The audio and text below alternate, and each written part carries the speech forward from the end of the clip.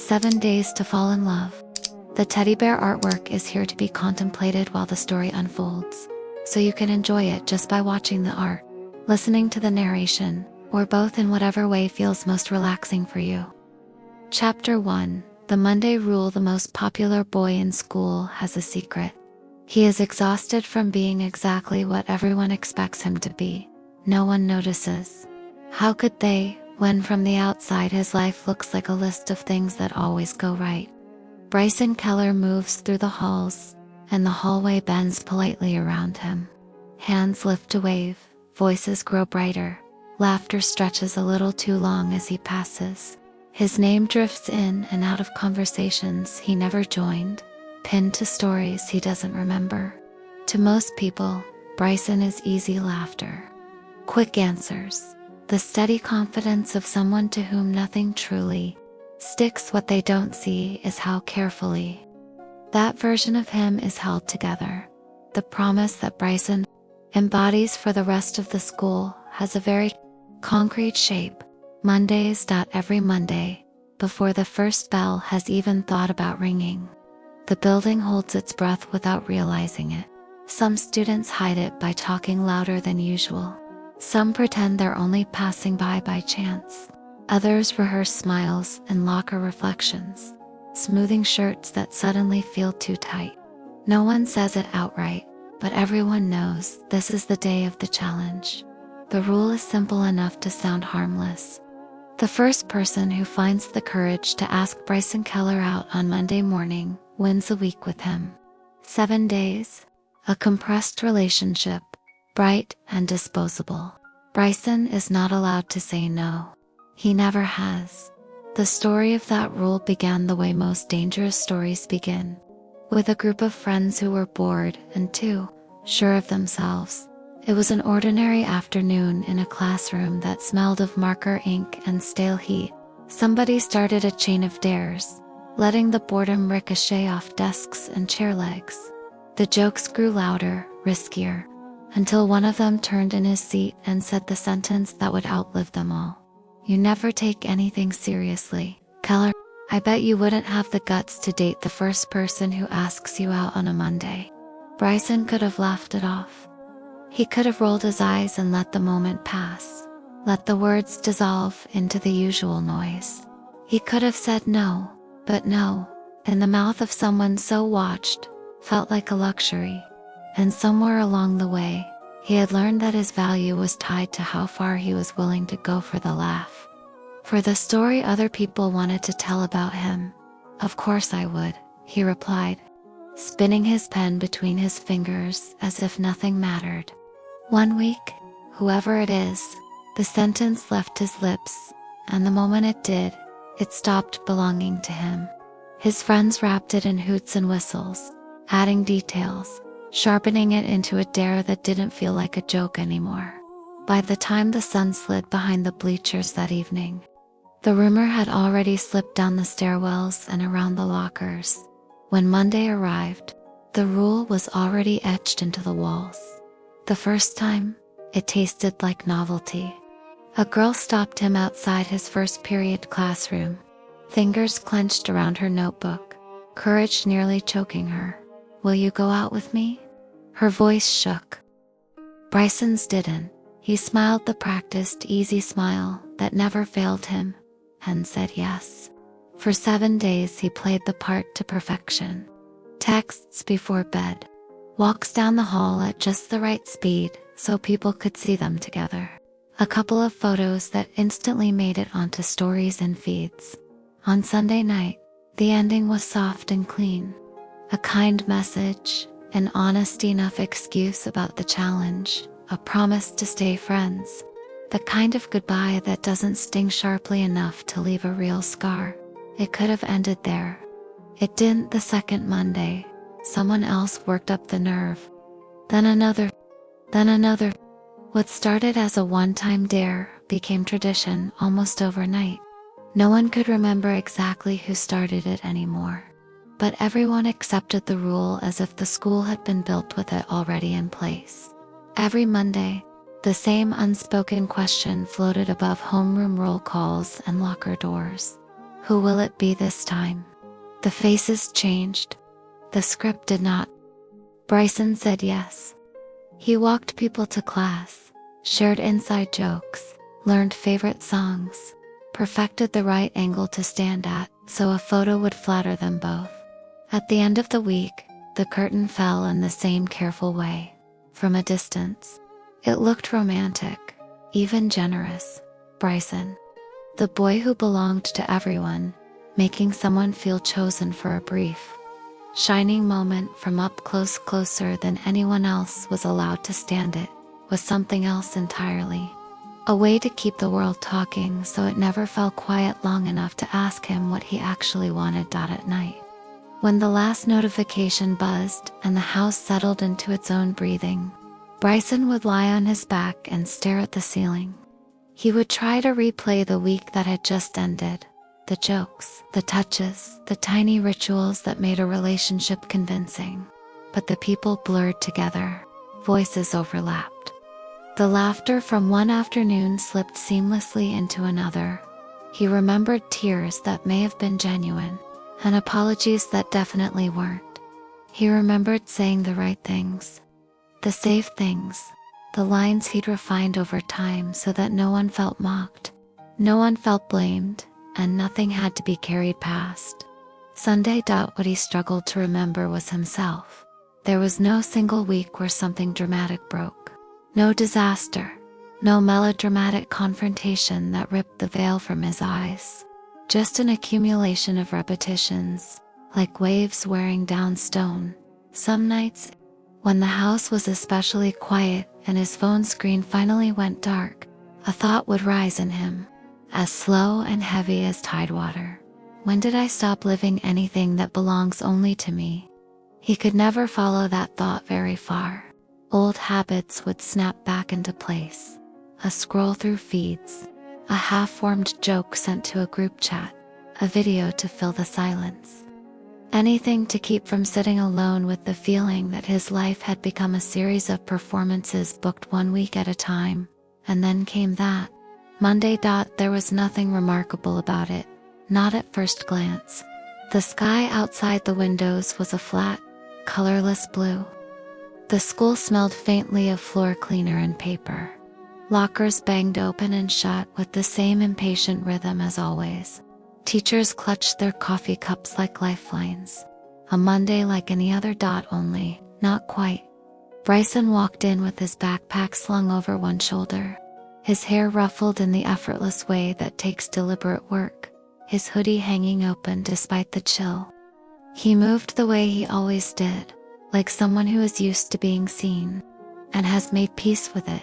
He nodded to teachers, fist-bumped friends, flashed half-smiles at underclassmen who watched him pass as if he had stepped out of a series instead of a bus. Here and there, the word Monday floated in the air with a certain charge, the kind that makes people straighten their clothes or rehearse a line under their breath. He pretended not to notice at his locker. He spun the combination from muscle memory. Metal clanged open. He switched out books, slid his phone into his pocket, let the momentary privacy of the small metal door shielding him feel like a breath. For a second, he let his shoulders drop. The question, uninvited, brushed the back of his mind. What if, just once, I didn't say yes? The idea startled him enough that he blinked. He hadn't meant to think it. It felt almost disloyal, like considering stepping out of a role halfway through the play. The floor beneath his sneakers felt less certain for a heartbeat. He slammed the locker closed, and the thought with it. The hollow ring of metal echoed down the row. That sound had always meant one thing: time to move, time to perform. Classes blurred by in fragments, the scratch of chalk, the hum of fluorescent lights, notes he copied without really reading.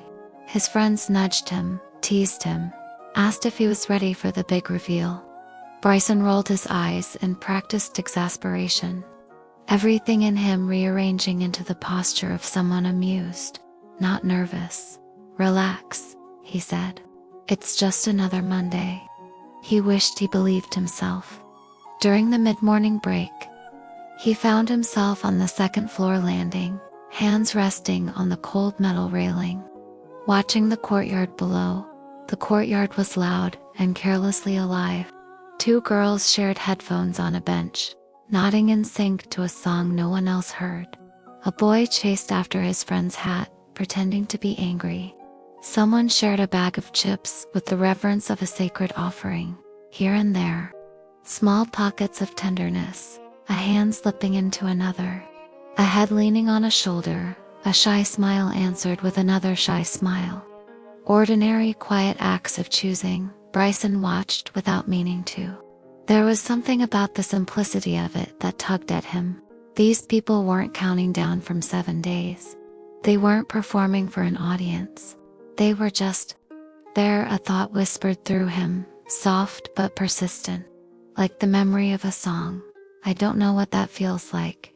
He exhaled, the breath catching on something he refused to name. Then the bell rang, sharp and efficient. Cutting the moment in two, he turned away from the balcony and back into the stream of students. The hallway swallowed him up, its current familiar and relentless. Bodies moved, doors opened, voices overlapped. Life went on. It happened halfway down the main corridor. The noise changed first. Conversations frayed at the edges, turning from sentences into half-words. The clatter of lockers faded. The atmosphere thickened with a kind of alertness, the way air feels before lightning, Bryson noticed. It felt like stepping under a spotlight he hadn't asked for. Ahead of him, standing just off-center in the hallway, was a boy. He wasn't remarkable in the way people here usually meant the word. He didn't carry popularity like armor. No one parted around him. Until that moment, he had been the kind of presence that fit into the gaps, side seats, and rows. Photographs where you didn't notice him until the third glance. Today, he had chosen the center. He gripped the straps of his backpack so tightly his knuckles had gone white. His shoulders were locked too straight, as if he'd braced himself against an invisible impact. His eyes searched the crowd, then fixed on Bryson and did not look away. The hallway, sensing something it didn't quite understand, slowed around them. Students shifted to the sides, pretending they needed something from their lockers, or that their phones urgently required attention. No one wanted to be obvious. No one wanted to miss it. Bryson's footsteps faltered. He felt every inch of space between them. It could not have been more than a couple of strides. Yet it stretched like a distance you cross only once. The boy took those last few steps. Now they were close enough for Bryson to see the faint tremor in his jaw, the unevenness of his breathing, the stubborn steadiness in his gaze. He could have backed down. He could have laughed nervously and muttered, "Never mind," and slipped back into the crowd. The world would have let him. It is always ready to forgive the courage that doesn't quite arrive on time. But he didn't move. He swallowed, lifted his chin just enough, and in a voice that wasn't loud, but carried perfectly in the hush that had fallen, he asked, "Will you go out with me?" The words were simple, almost plain, but in them, there was no trace of the playful bravado Bryson was used to hearing on Mondays. There was no wink to the audience, no edge of joke, only a thin, honest fear, and something even more dangerous beneath it, the hope that this might matter. The hallway froze. Somewhere behind Bryson, a pencil dropped and rolled away, forgotten. A locker door remained half open. The hand that held it slack with surprise. Whispered conversations died mid-syllable. Everyone knew the rule. Everyone knew what was supposed to happen next. Bryson was supposed to grin, make a light comment, accept with the ease of someone who has never once been caught off guard by his own life. But for the first time since the challenge began, nothing about this felt scripted. He could feel his heartbeat in his throat, like another voice trying to push past his own. His palms were slick against the strap of his backpack. Time did the strange thing time does at the edge of change, stretched and curled in on itself. so that a handful of seconds felt like an entire afternoon. He could say no. The thought arrived, clear and sharply defined.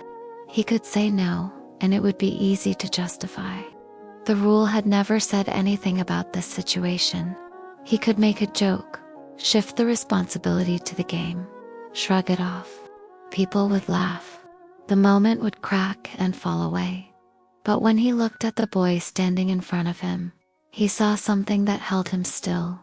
He saw that to this boy the question was not part of a tradition. It was not about winning a story to tell friends. It was a risk that had cost sleepless nights and rehearsed sentences and the slow, steady burn of fear in his chest. Bryson understood, with a sudden, unnerving clarity, that if he chose to protect himself now, he would not just be protecting a rule. He would be crushing a courage that had taken everything to show up. He also understood another truth, quieter and more uncomfortable. He wanted to say yes, not out of habit, not because people were watching, not because Monday demanded it. He wanted to say yes because, for the first time, the challenge felt like something real instead of a performance. His voice, when it finally broke through the tightness in his chest, sounded unfamiliar to his own ears, stripped of its usual shine. Yes, he said. The word hung there, small and irreversible. A heartbeat later, he forced himself to add the rest. The old line that suddenly seemed too thin for what he had just agreed to. 1 week, the spell cracked. Sound rushed back into the hallway in a rush of whispers and exclamations. Someone hissed, "Did you see that?" Another voice, incredulous and half-laughing, said, "No way." The air filled with the rustle of students returning to motion, but their eyes lingered, darting back over their shoulders as they walked past. The boy in front of Bryson let out a breath he'd been holding for so long. It seemed to tremble the whole length of him. His grip on his backpack loosened. A question flickered across his face. Is this real? But he didn't voice it. Okay, he managed. The word fragile and glowing. They stood there for a moment that no one else would remember clearly. The world was too busy recovering its noise. But for them, the hallway had narrowed to a thin tunnel where only their breathing mattered. Bryson felt the weight of countless Mondays gathered behind him, stacked like pages in a book he had never really read, only flipped through. He felt, ahead of him, the outline of a week that refused to fit into any of the patterns he knew. He had said yes 100 times before. This was the first time it felt like a beginning instead of a routine. Later, people would tell the story with laughter in their voices, exaggerating details, polishing it into gossip. Some would shake their heads. Some would make cruel jokes to hide the discomfort pricking at their ribs. No matter how they dressed it up, they would all agree on one thing. That Monday, something shifted. They wouldn't know how to name it. They didn't need to.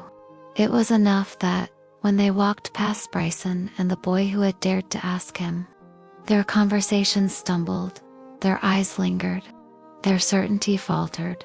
For Bryson, the shift was quieter and far more terrifying that night. When he lay in his darkened room with his phone screen finally face down, the usual emptiness wasn't empty. It was crowded with new questions. The boy's face, the tremor in his voice, the feeling that had risen in Bryson's chest when he realized he didn't want to take his answer back. What if this week doesn't feel like the others? What if I don't want it to end? Outside his window, the world went on as it always had. The streetlights hummed. A car passed. Somewhere a dog barked once, then settled. Inside, in the space between one heartbeat and the next, the real challenge finally revealed itself. It had never been about saying yes on a Monday. It had never been about lasting 7 days. The real challenge was this. What do you do when your heart chooses the person the world has already decided? You shouldn't want to, and the clock is already ticking down on the only week you're allowed to have them. Bryson stared at the ceiling, knowing that, for the first time, the story he was about to live might actually belong to him. and somewhere in the same town. In a smaller bedroom, the boy who had asked the question lay awake for very different reasons, clutching the edge of his pillow as if it were the only thing keeping him from floating away. Neither of them knew yet how much they were about to lose, or how much they stood to find, but the week had begun. Chapter 2. The weight of a glance. The rest of that Monday unfolded like a film playing in slow motion, every frame heavy with what had just happened and what was still to come. Bryson sat through algebra, pencil tapping an uneven rhythm against his notebook, the numbers on the board dissolving into meaningless shapes. His friends shot him sidelong looks, grins half-formed, waiting for the punchline they were sure would come. "Dude, you okay?" one whispered during a lull in the teacher's lecture. Bryson nodded, flashed a thumbs up that felt like lifting stone. Inside, his mind looped the moment. The boy's voice, cleared despite the tremble. The hallway's hush. His own yes hanging unfinished in the air until he tacked on the week like a safety net. He told himself it was fine. Just another Monday. Just another week. But the words rang hollow, even to him, across the building, in a different classroom. The boy whose name Bryson still didn't know stared at his own desk, the edge of a textbook blurring under his gaze. Kai, that was his name, though no one here used it much. Kai Ellis, the quiet one from English Lit, the one who preferred the back row and answers that didn't draw attention. His hands still buzzed with the phantom tightness of the backpack straps, his pulse a drum that refused to quiet. He had done it. He had actually done it. And Bryson had said yes, not no. Not a joke, yes. Kai's stomach twisted with equal parts triumph and terror. What now? A whole week stretched ahead, uncharted and sharp. He imagined the stairs tomorrow, the whispers threading through lunch lines and locker rooms. He imagined his friends, if you could call them that, asking questions he wasn't ready to answer. Worst of all, he imagined the end of it, Sunday night. Bryson's polite smile as the challenge clocked out, everything dissolving back into nothing. But for now, the yes was real, and that was enough to make the rest of the day feel like walking on glass. Bryson caught sight of Kai again at lunch. The cafeteria was its usual chaos, trays clattering, laughter spiking over the drone of 100 conversations, the smell of overcooked fries hanging thick in the air. Bryson sat with his group at the center table, the one by the windows where everyone could see. Plates passed, jokes flew, but his eyes scanned the room without meaning to. There by the far wall, tray untouched, Kai sat alone, not slumped in defeat, but straight-backed, like he was holding on to some private resolve. Their gazes met across the fluorescent lit sprawl. Just a second. Long enough for Bryson to notice the faint flush on Kai's cheeks, the way his fork paused midair. Long enough for something unspoken to pass between them, acknowledgement maybe, or the first fragile thread of what this week might mean. Bryson looked away first, heat crawling up his neck. His friend nudged him. "Earth to Keller. You zoning out on us?" Laughter rippled around the table. Bryson joined in, late, forcing the ease back into his posture. But the glance lingered in him like an afterimage, burned on his retinas. That look was the first crack in the routine. The final bell rang too soon, too late. Bryson lingered by his locker, trading slow goodbyes, buying time he didn't know he needed. Part of him hoped Kai wouldn't appear. Part of him dreaded that he wouldn't. Then, footsteps. Hesitant, but deliberate.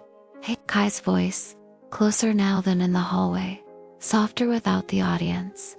He stood a careful distance away, backpack slung over one shoulder, hands shoved deep in his pockets. Up close, Bryson noticed details he'd missed. The faint scatter of freckles across Kai's nose, the way his dark hair fell unevenly over one eye, the nervous energy humming just beneath his calm.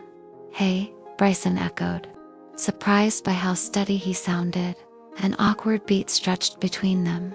The hallway emptied around their silence, students streaming toward buses and waiting cars. Finally, Kai spoke again, words tumbling out like he'd rehearsed them. "So, what now? I mean, for the week." His eyes flicked up, held Bryson's, then darted away. Vulnerably but not retreating.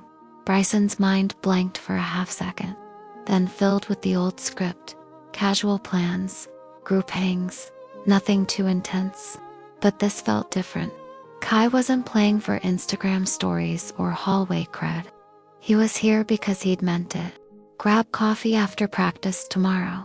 If you're free." The words left Bryson's mouth before he could overthink them. Simple, real, not part of any playbook.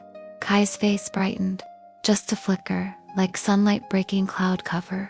"Yeah, that sounds good. I'll be around." They exchanged numbers, quick taps on screens that felt oddly formal, like signing a contract. Kai gave a small nod, half smile tugging at his lips. "See you tomorrow then." "Yeah, tomorrow." Kai walked away first, blending into the thinning crowd. Bryson watched him go, the hallway suddenly too empty, too quiet. His phone buzzed in his hand, Kai's contact saved. Kai Ellis that night. Practice was a blur of drills and shouts, sweat stinging his eyes, coach's whistle piercing the dusk. Bryson ran harder than he needed to, pushing until his muscles screamed, trying to outpace the questions circling his head. Why had that glance stuck? Why did coffee feel like more than a checkmark on the challenge list? Why, when he showered and changed, did he catch himself wondering what Kai's laugh sounded like up close? Home was quiet dinner, homework he barely touched, a bedroom lit by the blue glow of his phone. He scrolled past the usual posts, notifications already popping about the hallway scene. Memes half-formed, speculation running wild. He ignored them. Instead, his thumb hovered over Kai's name. Should he text?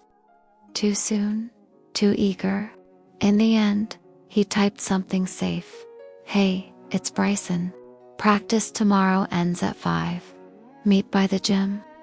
The 3 dots appeared almost immediately. "Sounds good. See you then." Bryson set the phone down, stared at the ceiling.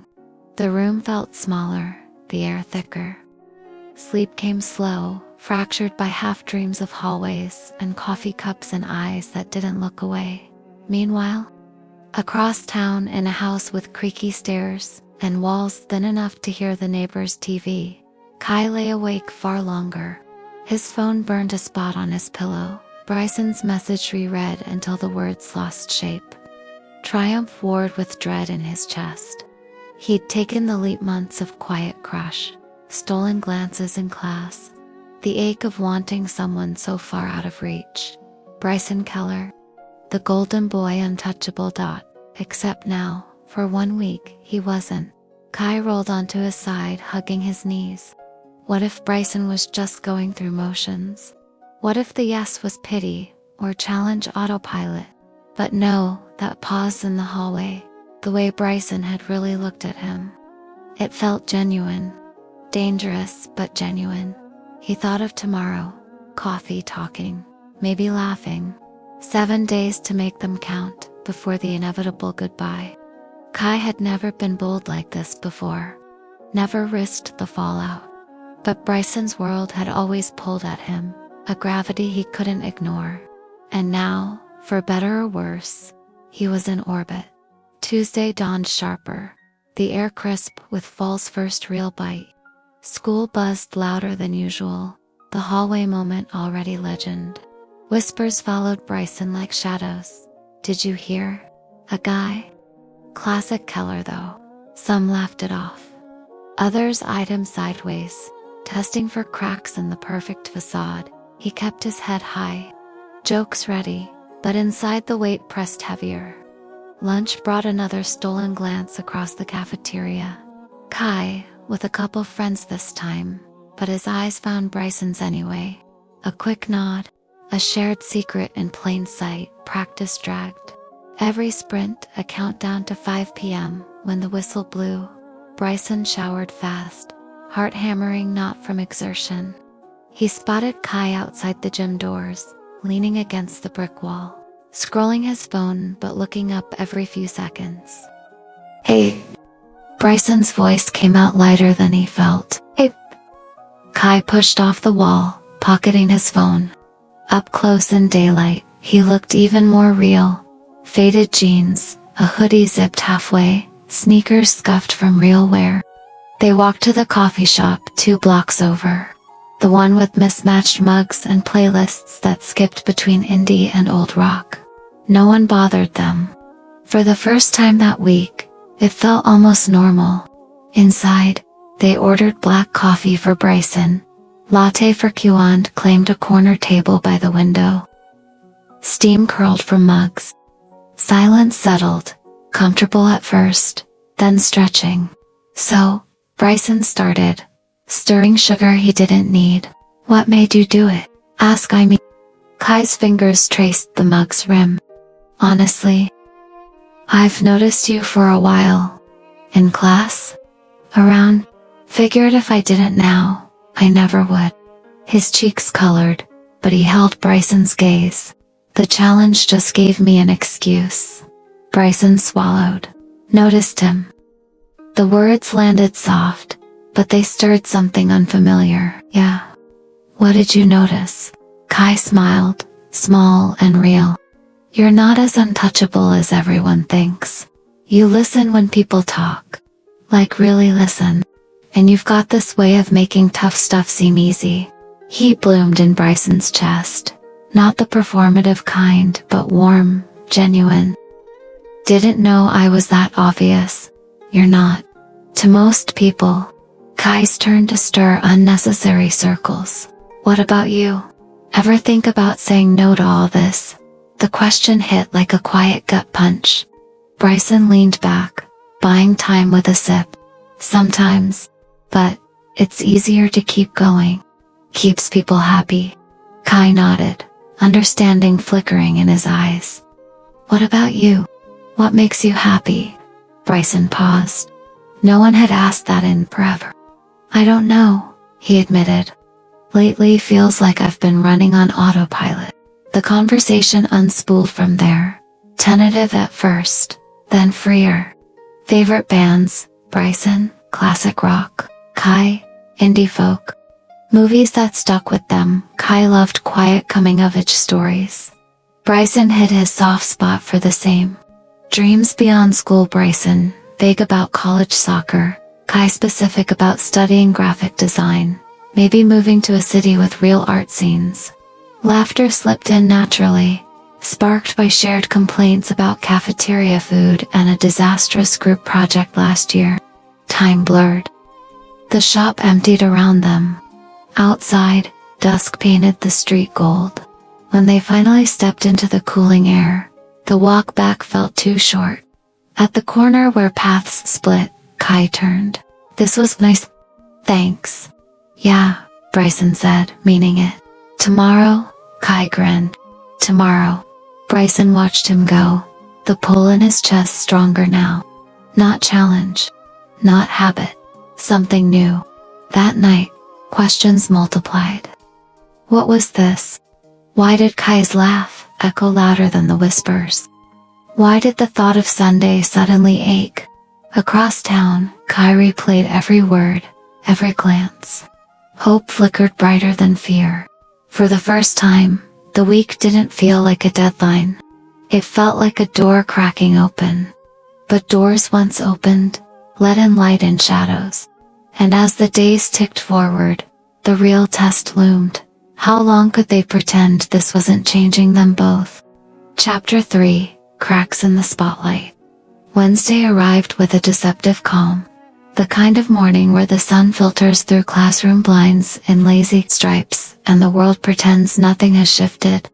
But Bryson felt the change like a low hum under his skin, a vibration that started in his chest and spread outward.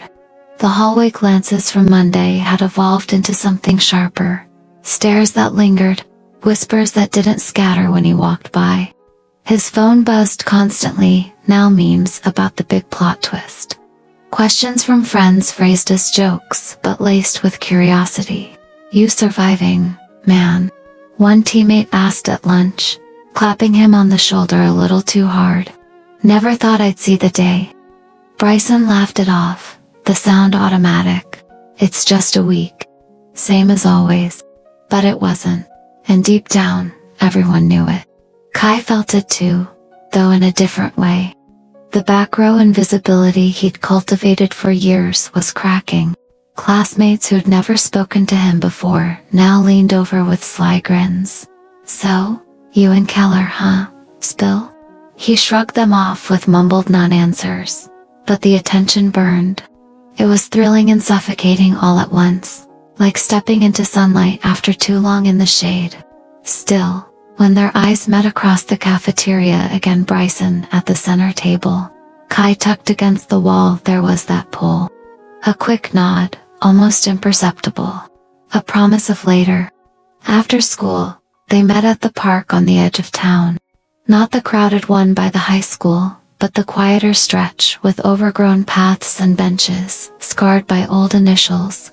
Bryson got there first, kicking at gravel, hands jammed in his pockets against the chill. When Kai appeared, bike chained to a tree, Bryson felt a stupid rush of relief. "No coffee today?" Kai asked, falling into step beside him. "Needed something less public." Bryson glanced sideways. "This okay?" Kai nodded, breath visible in the crisp air. "Better?" They walked without a destination, the crunch of leaves underfoot filling the silences. Conversation started slow, school gripes, a funny story about a teacher's bad haircut, but soon deepened. Kai talked about his little sister, how she drew comics in the margins of his notebooks, and dreamed of being an astronaut. Bryson shared a rare piece of family truth. His dad's pressure for soccer scholarships, the weight of being the sure thing. "You ever feel like you're performing for them?" Kai asked, stopping by a pond where ducks glided in different circles. "All the time," Bryson admitted. The words surprised him, slipping out unguarded. "Like if I stop, the whole thing falls apart." Kai's gaze was steady, seeing more than Bryson was used to. "What if it doesn't? What if you're more than the show?" The question hung there, simple and devastating. Bryson wanted to deflect, but Kai's quiet honesty pinned him in place. For the first time, he let himself wonder if this week was unearthing something he'd buried long ago, not just attraction, but the ache of being truly seen. As dusk fell, they sat on a bench, shoulders brushing by accident that neither pulled away from. Laughter came easier now, sparked by impressions of classmates and shared eye rolls at school drama. But beneath it, a current ran, touches that lingered a second too long, silences that felt full instead of empty. Bryson's phone lit up, texts from friends asking where he was. He silenced it without looking. "They think I'm at practice." Kai's expression softened. "Worth ditching, yeah." No hesitation. When they parted at the park entrance, Kai's hand grazed Bryson's arm. Thursday, Bryson echoed, the word tasting like anticipation. That night, the whispers turned to waves. At practice, teammates ribbed him relentlessly.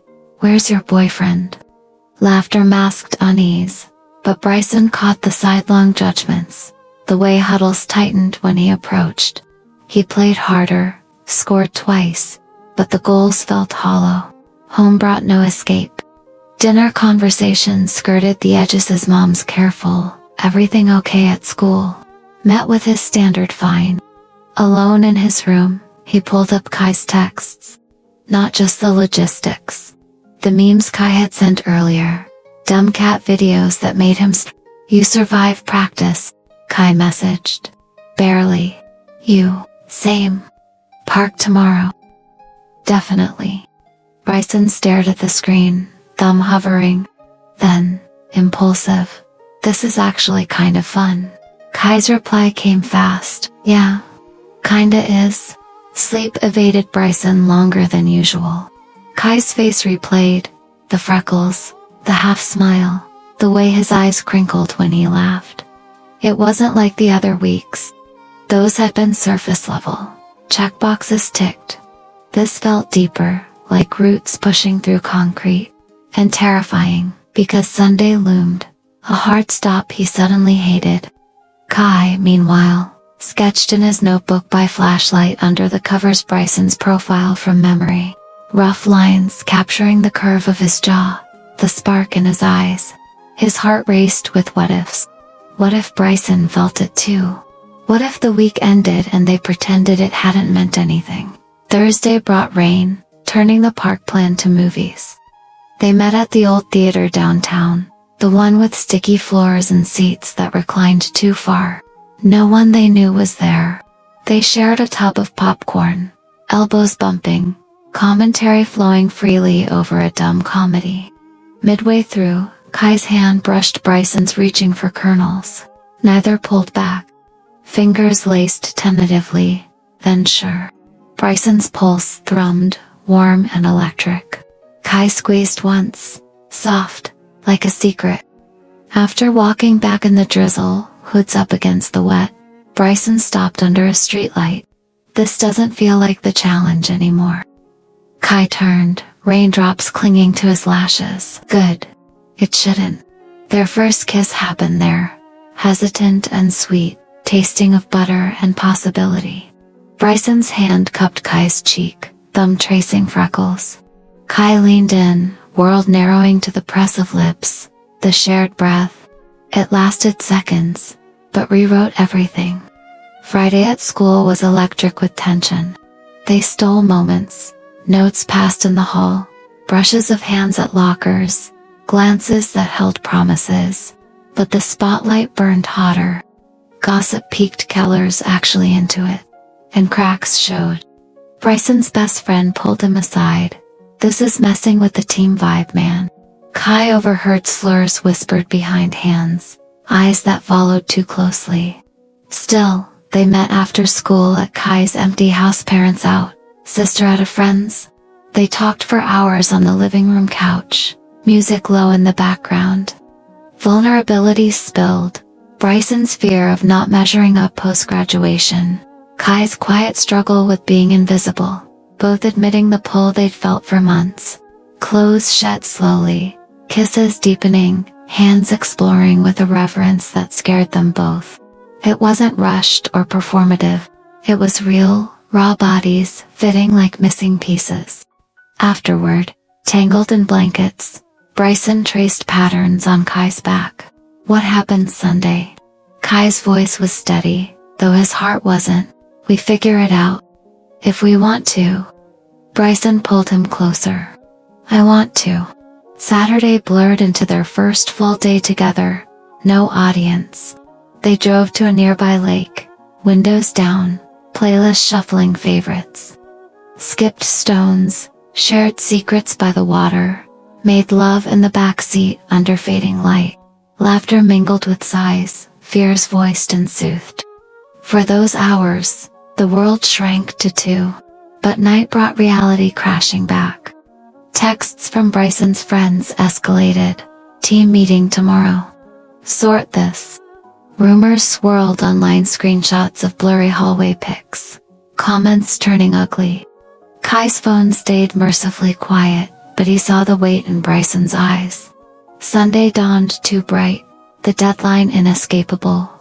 They met one last time at the park bench, hands clasped tight. The week's up, Bryson said, voice cracking. Kai nodded, throat tight. Doesn't have to be. Bryson's phone buzzed. Coach, teammates, pressure mounting. They're waiting for me to laugh it off. Act like it was nothing. Then don't. Kai's eyes pleaded. Be you. With me? Bryson kissed him fiercely, decision solidifying. I will. Starting now.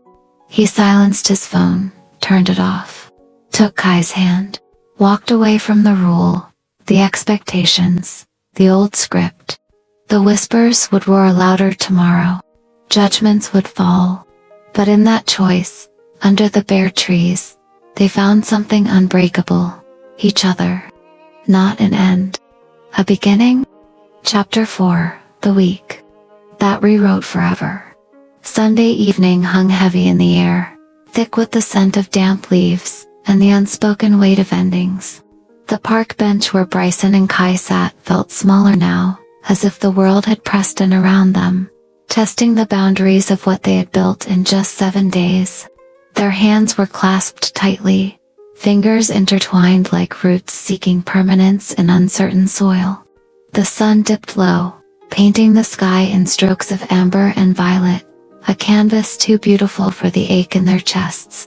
Bryson stared at the horizon, his thumb tracing slow circles over Kai's knuckles.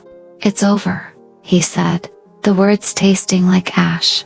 Not a question, but a surrender to the rule that had defined him for so long. The challenge clock had ticked its final second. Monday loomed tomorrow, demanding the reset, the laugh it off. The return to the boy who said yes without strings.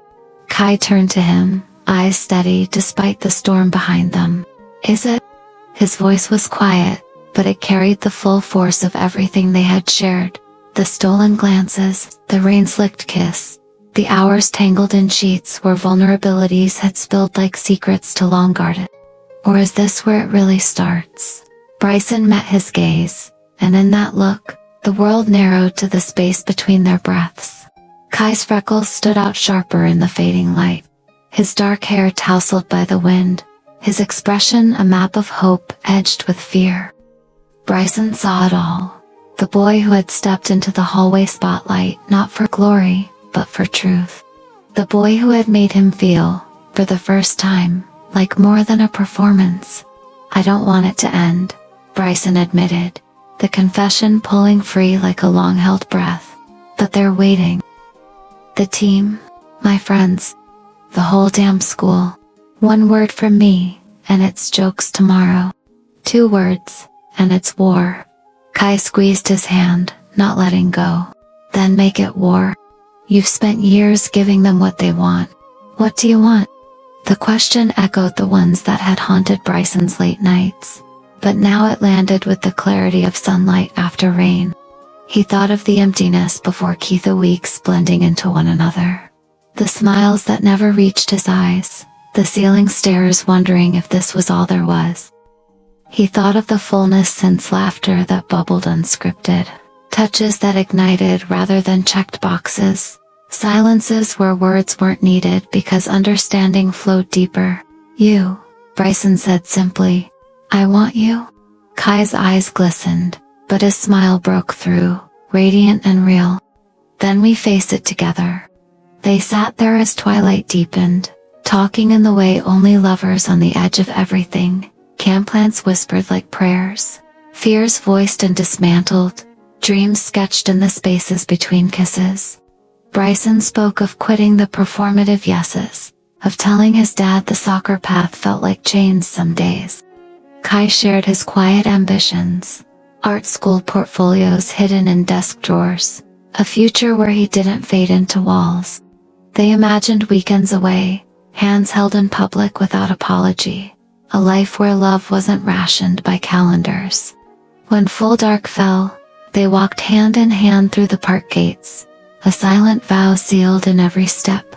Bryson's phone, silenced since the bench, stayed buried in his pocket. For tonight, the world could wait.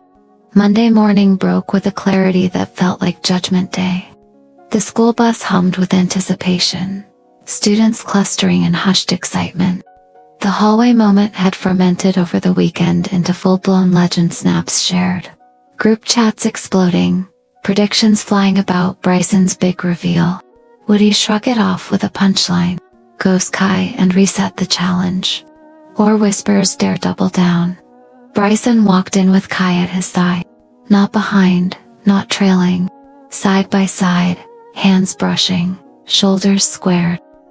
The hallway didn't just hush. It fractured. Conversations died midst. Phones slipped from grips. Eyes widened, mouths parted in collective shock. His teammates spotted him first, clustered by the lockers like a pack sensing threat. "Keller, what the hell?" One called, voice pitched between joke and challenge. The ringleader, Jake, stepped forward, arms crossed, grin forced. "Challenge is over, man. Time to laugh it off." Bryson stopped Kai's presence, a steady anchor at his elbow. The crowd thickened, a ring of faces waiting for the script they knew by heart. Flashbulbs of memory fired in Bryson's mind, years of applause for the easy yes, the safe endings, the persona that kept everyone comfortable. But Kai's hand found his fingers, lacing firmly. Bryson drew strength from it, from the boy who had risked everything first. "No," Bryson said, voice clear and unyielding. The word hung, simple and seismic. Jake blinked. "No what?" No laughing it off. No reset. No more challenges. He pulled Kai closer, their shoulders touching now, a united front. "This isn't a game anymore. Kai's not a punchline. He's everything." Gasps rippled outward. Phones lifted, recording the unthinkable. Jake's face twisted confusion, then anger masking hurt. "You're throwing away the team. Your rep. For this," Bryson met his eyes, unflinching. "I've been throwing away myself for years. For the rep. For the team. For all of you. Kai showed me what real feels like. And I'm not going back." The hallway erupted. Cheers from unexpected corner skids who'd always watched from the edges, faces lighting with quiet solidarity. Murmurs of disapproval from others, slurs hissed low, but loud enough to sting. Jake stormed off, teammates splintering behind him. A teacher hovered at the edge, uncertain, radio crackling. Kai's grip tightened, his whisper fierce. "You did it. We did it." Classes that day were a gauntlet. Whispers chased them between rooms. Notes passed with threats or support scribbled in margins. Lunch was a battlefield. Bryson's table empty save for Kai. A few brave allies drifting over with trays and tentative smiles. Online, the storm raged, posts viralizing the confrontation. Hashtags blooming like wildfires. Hashtag Keller comes out. Hashtag challenge broken. Comments a torrent of love and hate. Bryson's phone exploded. Dad calling, mom texting, worry, coach demanding a meeting. He let them ring, focusing on Kai across the table, their knees touching under it like a lifeline. "Worth it?" Kai asked softly. "Every second." Afternoon practice was cancelled. Coach's curt email citing team issues. Bryson didn't care. He and Kai skipped the final bell, driving to the lake instead, windows down, wind whipping their hair. They swam in the cold water, splashed like kids, emerged shivering and laughing into towels in each other's arms. Under the pines, they made love again, slower this time, bodies mapping promises against the earth. Dusk brought the first real casualty. Jake texted, "Team meeting at my place. Last chance to fix this." Bryson showed Kai, then deleted it. Let them go. That night, fallout cascaded. Bryson's dad called, voice tight with disappointment. "Soccer dreams dashed. What will people think?" Bryson stood firm. "They'll think I'm happy." Mom was softer, tearful support filtering through shock. Friends peeled away in waves, but others emerged. Quiet texts of "proud of you," invites to new circles. Kai's world shifted to his phone lighting with cautious congratulations from family. Classmates reaching out who'd never noticed him before. His sister squealed over dinner, drawing cartoon hearts around their names. Tuesday brought the epicenter. Assembly in the gym, principal's voice stern over the mic, addressing recent events. Tolerance lectures laced with unease. Students sat in buzzing rows. When Bryson and Kai entered, together hands clasped, chins high, the room ignited. Cheers exploded from one side, boos from another. Fights nearly broke out, teachers scrambling. The principal faltered, then nodded them to seats. No ejection, a line drawn. After, media sniffed it out, local news vans in the parking lot. A viral TikTok interview with Bryson. "Love isn't a challenge. It's a choice." And I choose him. Kai beside him, beaming. The clip rocketed nationwide, stories pouring in of similar courage. Hearts emoji flooded comments, outweighing hate. Weeks blurred into legend. The team fractured but reformed around Bryson's honesty. Jake apologizing tearfully at practice. Bonds reforged stronger. School policy shifted. Rainbow stickers on lockers. GSA club booming. Bryson quit the challenge forever, but gained something eternal. Authenticity. Soccer scouts still called his dad came around. Pride swelling at parent nights. Kai's art bloom sketches of Bryson selling at local fairs. College acceptances rolling in. They built a life in stolen moments turned every day. Proms hand in hand. Road trips with playlists eternal. First I Love Us, whispered under stars. Years later, at their college graduation, Bryson would pull Kai close amid cheers, whispering, "Best Monday ever." Kai, laughing, would reply, "Best yes ever." The hallway rule. A faded story, told to new freshmen as cautionary myth. But for them, it was Genesis. From exhaustion to legend, from secret to spotlight, their love proved the grandest truth. The heart's yes outlives every deadline. In choosing each other, they didn't just break a game, they rewrote the world. And in quiet nights, hands still intertwined, they knew. Some weeks stretch into forever. The end.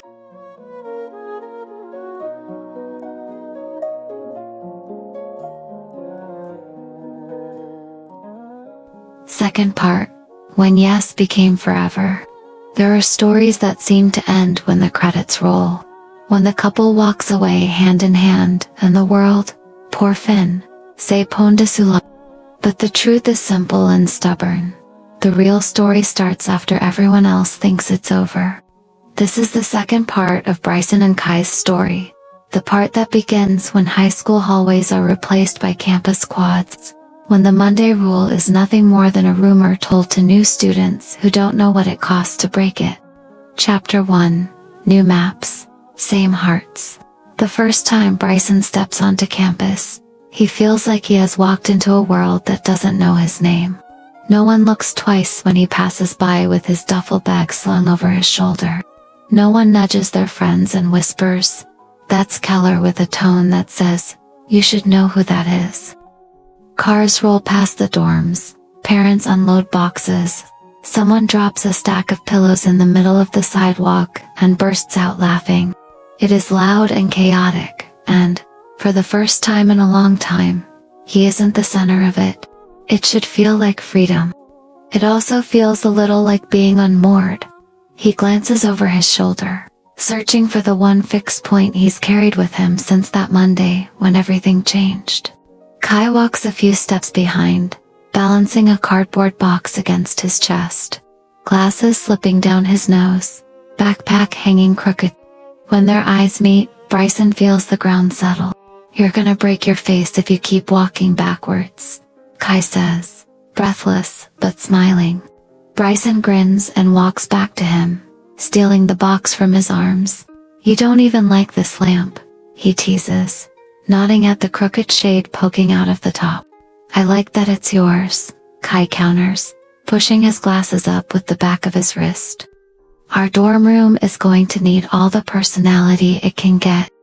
The word "our" still makes something warm unfurl in Bryson's chest.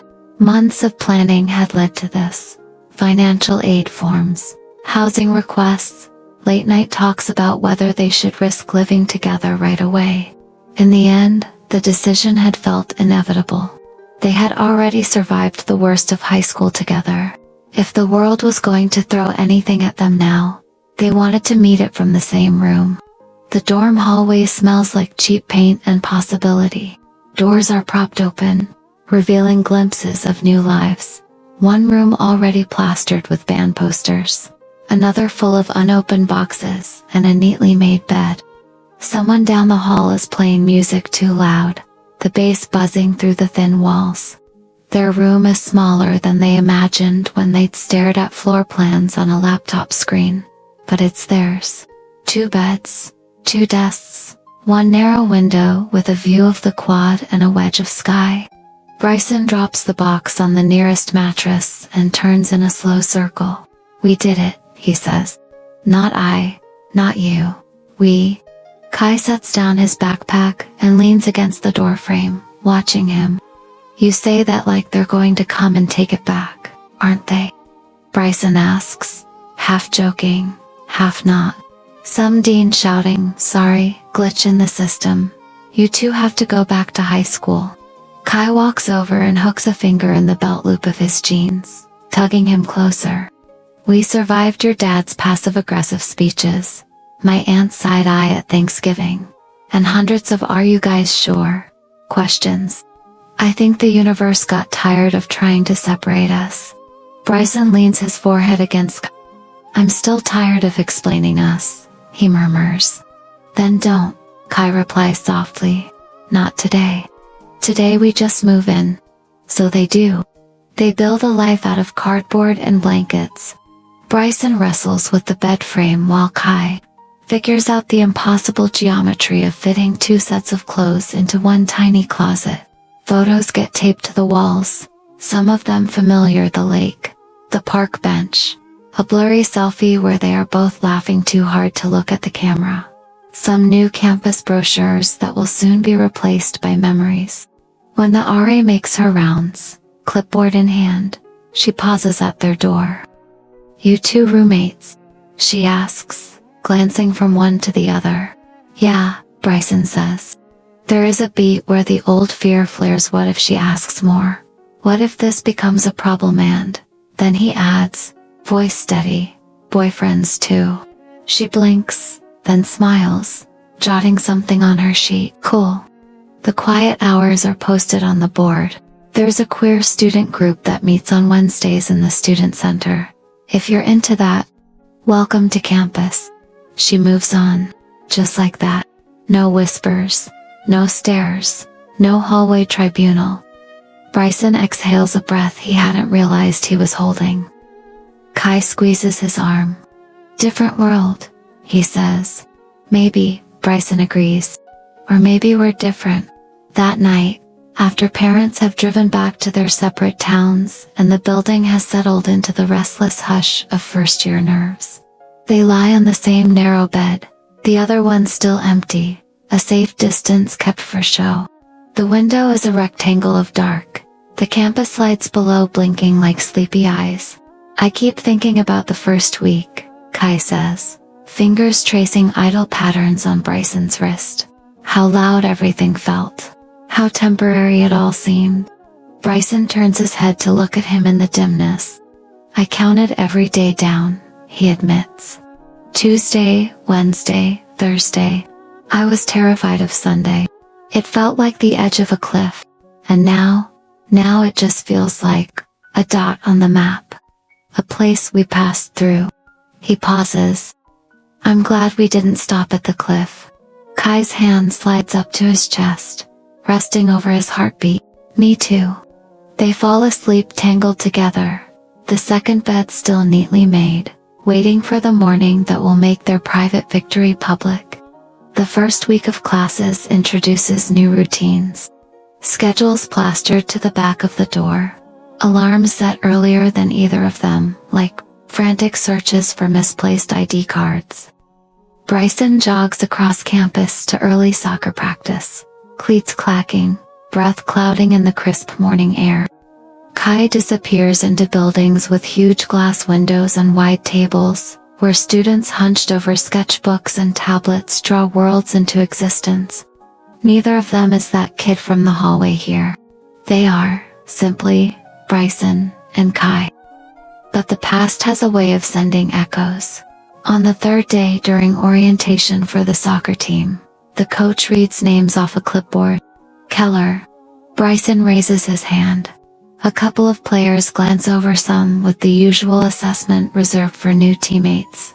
One with a flicker of recognition that makes Bryson's stomach tighten. "You from Westbridge High?" the guy asks in the locker room later, tossing his jersey into a locker. "I think I saw a video of you once." Bryson knows exactly which video he means, even if the details blur now. The shaky phone footage of him standing in a high school hallway, Kai's hand in his, choosing love over a rigged game. Yeah, Bryson says, towel slung over his shoulder. That was me. The guy nods, a slow respect creeping into his expression. Took guts. He jerks his chin toward the field. We need that kind of spine out there too.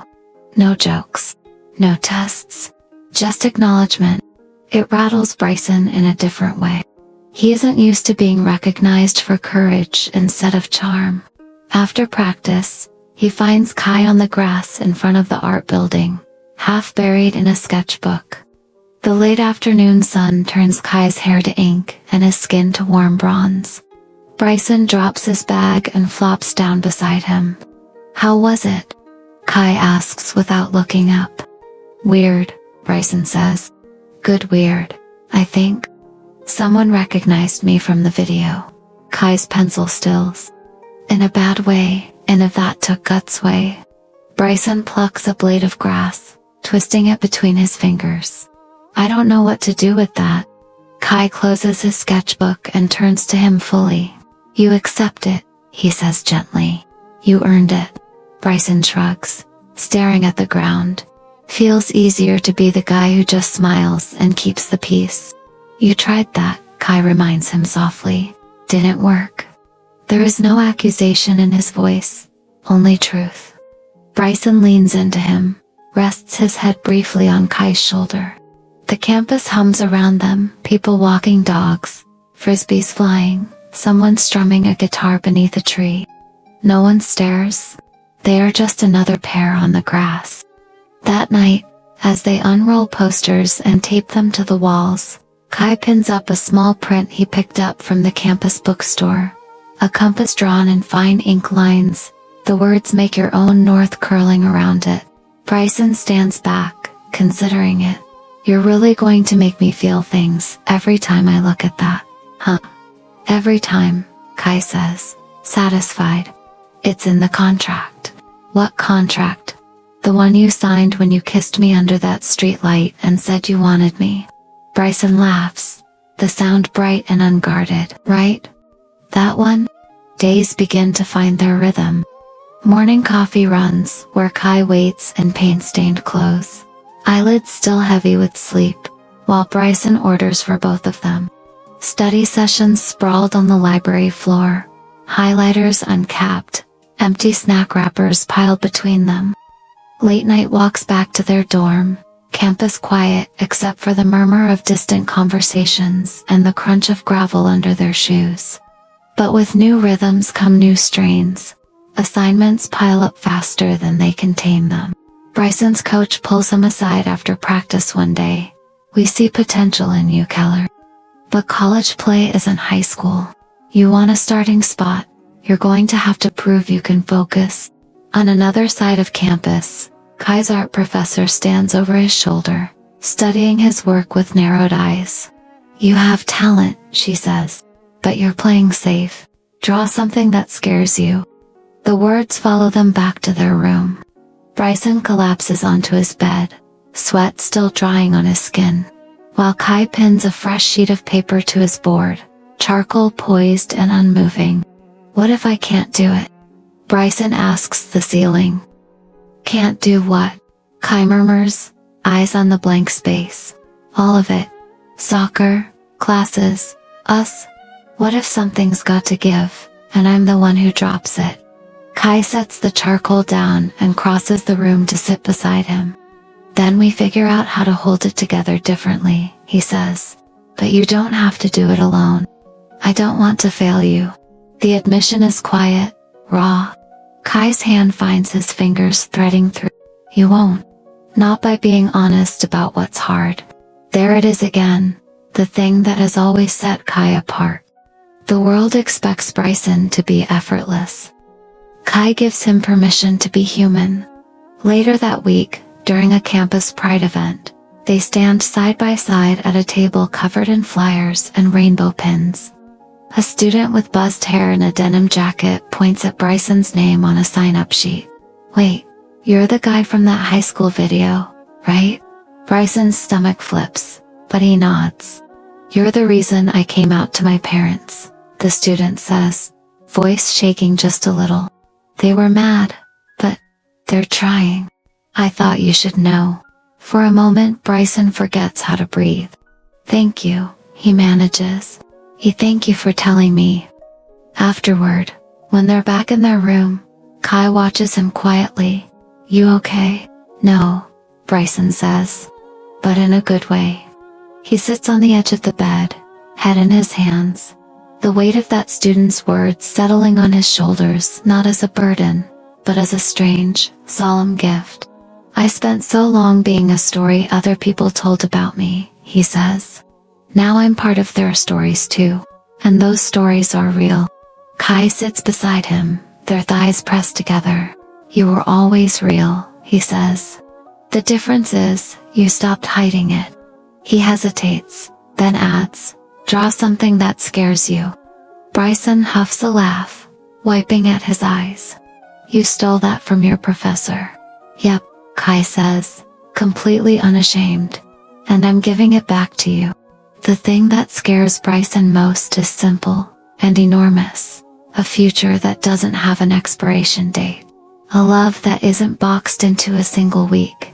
A life where he is not playing a part for anyone, not even for Kai, but living as himself with all the mess and doubt and joy that entails. That night, instead of doom scrolling or numbing out on mindless videos, he opens a blank document on his laptop. At the top, he types, "Reasons I said yes, then and now." The words come slowly at first, then faster. "Because he looked at me like I was more than a game. Because I was tired of being hollow. Because his courage made my fear look smaller. Because I wanted to know who I could be if I stopped pretending. Because loving him feels like telling the truth. When he's done, he doesn't show it to anyone. Not yet. But the act of writing it down feels like anchoring something that might otherwise float away." Across the room, Kai finally lifts his charcoal and begins to draw. Not a landscape, not a still life. A figure, half in shadow, half in light, hand outstretched toward something beyond the frame. It is only when he steps back that he realizes he has drawn Bryson standing in the old hallway. But this time, there is no crowd, no phones raised, no challenge hanging over his head. Just one boy reaching for another, in a world that has started to make room for them. Weeks turn into months. The novelty of college wears off, replaced by midterms and late-night ramen, and the subtle ache of missing home, and not missing what home never gave. Their relationship grows in the spaces between. The way Bryson brings Kai tea when he's up late editing a portfolio.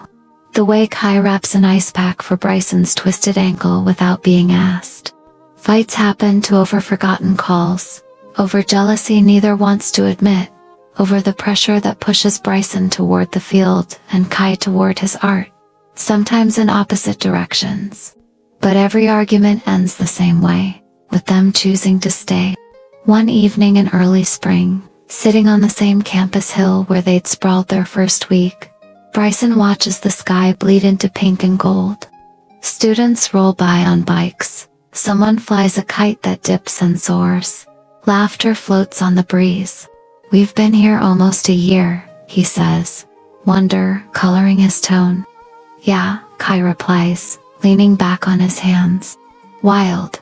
Do you ever think about what would have happened if I'd said no in that hallway?" Kai is quiet for a long moment. "Sometimes," he admits. But not in a sad way. More like a ghost story. A version of me that kept my head down. A version of you that kept saying yes to everyone but yourself." Bryson swallows. The thought hurts not because it's unreal, but because it almost was. "I'm glad we're not them," he says. "Me too." They exchange a look, and in it is every risk they took. Every price they paid, every joy they wouldn't trade for an easier life. "Second part's not so bad," Bryson murmurs. Kai smiles, looping their fingers together. Maybe it's not the second part, he says. Maybe it's still the beginning. Just a wider page. The wind shifts, carrying the distant sound of someone shouting a name. Of a ball kicked across grass. Of music drifting from an open dorm window. The world around them keeps moving bigger, messier, uncaring. But on that hill, under that sky, two boys sit close enough to share a heartbeat, and know in their bones that the yes they once thought would last only a week has already stretched beyond every limit they ever imagined. If the first part of their story was about finding the courage to break a rule, this part is about learning how to live with the freedom that came after. And freedom, they are discovering, is not a finish line. It is a road. They have only just started walking it. Chapter 2. The distance between hearts. The first real crack in their new life together doesn't come with shouting or slammed doors. It arrives quietly, hidden inside ordinary days, buried in unread emails, in missed meals, in the small spaces where their schedules stop touching. At first, they don't notice. Midterms sweep across campus like a tide, swallowing time whole. Bryson's alarm goes off before sunrise most mornings. He yanks on his training gear with his eyes half closed, kisses Kai's forehead in the dim light, and slips out into the cold. By the time Kai wakes up properly, the other bed is rumpled, empty, and the room smells faintly of Bryson's cologne and the lingering echo of his absence. Kai spends his afternoons in studios that never seem to sleep. The art building glows well into the night, its windows revealing hunched silhouettes over easels and screens. Professors stroll up and down the rows, asking for more risk, more honesty, more of yourself on the page. Kai's hands are smudged with charcoal and ink. His eyes burn from staring at light too long. They still come home to each other. They still laugh, still share the same narrow bed. Still trade stories about classmates and professors and the weird kid in the cafeteria who always eats cereal for dinner. But the stories get shorter, the laughter more tired. Some nights, one of them falls asleep, mid-sentence. The first time Bryson forgets a date, it's almost funny. They picked a movie, night circled it on their shared calendar with a sloppy heart. No practice, no studio. Just them and an old film they love. Popcorn burned at the edges and blankets piled high. But the coach calls an extra training session after the team loses a match they should have won. "We're not here to be average," he says, whistle hanging from his lips like a threat. "If you want that scholarship money next year, you show me you deserve it now." Bryson's phone buzzes on the bench while he laces his cleats. A notification about the calendar event. A small digital reminder of a promise. He reads it, fully intending to text Kai. "Hey coach, called an extra practice. Rain check." But then the whistle shrieks, a teammate shouts his name, and he shoves the phone into his bag. By the time he remembers, sweat still cooling on his skin, the sky is dark. He sprints back to the dorm, breath clouding in the night air. Mind thudding with excuses that all sound thinner than he wants them to. He pushes the door open to find the room lit only by the glow of the laptop. The movie's credits crawl up the screen in silence. A bowl of popcorn sits untouched on the desk, the top layer slightly shriveled. Kai sits on his bed, legs crossed, sketchbook open but blank. He looks up when Bryson comes in. His face isn't angry. Exactly. That might have been easier. It's worse. He looks resigned. "Hey Bryson pants. Coach, there was this extra practice, and It's okay," Kai says quickly. Too quickly. He closes the sketchbook with careful fingers. "I figured something came up. I should have texted you." "Yeah." Kai's eyes flick to the popcorn, then away. "You should have." The quiet that follows is thick. Bryson steps further into the room, the door clicking shut behind him. "I'll make it up to you. Tomorrow, maybe, or Friday." Kai's smile is thin, polite. A smile Bryson has seen him use with professors he doesn't like. Sure, we'll see. They don't fight. There's no raised voice. Just two boys undressing in silence, brushing teeth side by side without meeting each other's eyes. When Bryson climbs into bed, Kai lets him pull him close, lets his head rest on Bryson's chest. But his body is stiff, his mind somewhere else. Bryson stares at the ceiling in the dark, guilt gnawing deep. His heartbeat is loud in his own ears, and he wonders if Kai can hear it too. He tells himself it's one night, one forgotten movie, nothing they can't smooth over. But cracks, once they appear, have a way of inviting others. The art professor's assignment lands like a stone in Kai's lap, a final project worth nearly half his grade. Create a series, she says, her gaze sweeping the room, not separate pieces. A narrative. Something that tells me who you are without words. Who he is. Kai spends hours staring at blank canvases. At first he sketches the obvious, hands reaching for each other, a hallway, a lake at dusk, but nothing feels right. Too literal, too easy, too sweet. His professor's voice echoes in his head. Draw something that scares you. What scares him most isn't losing Bryson. Not outright. It's losing Bryson slowly bit by bit, to schedules and expectations and a world that still believes some loves are optional. One evening, while Bryson is at a team meeting, Kai locks the door, sets up his easel, and finally lets his fear spill. The first canvas shows a figure standing under harsh lights, crowd a blur, hand outstretched but empty. The second shows the same figure on a field, back turned, running toward something just beyond the frame. The third shows another figure sitting alone on a bed by a window, their face lit by a phone screen, the glow too bright against the shadows. When he steps back, his chest is tight. The images feel like confessions. He doesn't show them to Bryson. Not yet. Meanwhile, Bryson's own pressure mounts. His coach becomes a constant presence on the field, in his inbox, in his thoughts. You've got potential, he repeats. Don't waste it. Fitness tests, video reviews, extra drills. Teammates start joking that he lives on the turf. College ball isn't high school. Coach reminds him one afternoon, tossing a ball from hand to hand. You want the scholarship? You show up. Every time. No distractions. The word distractions hangs heavy. Bryson doesn't ask what the coach means. He knows. In the locker room, the conversations have shifted too. Most of the team has settled into a casual acceptance of Bryson and Kai. The way people accept that the sky is sometimes cloudy and sometimes clear. But there are still comments that skate too close to mockery, questions that pretend to be harmless.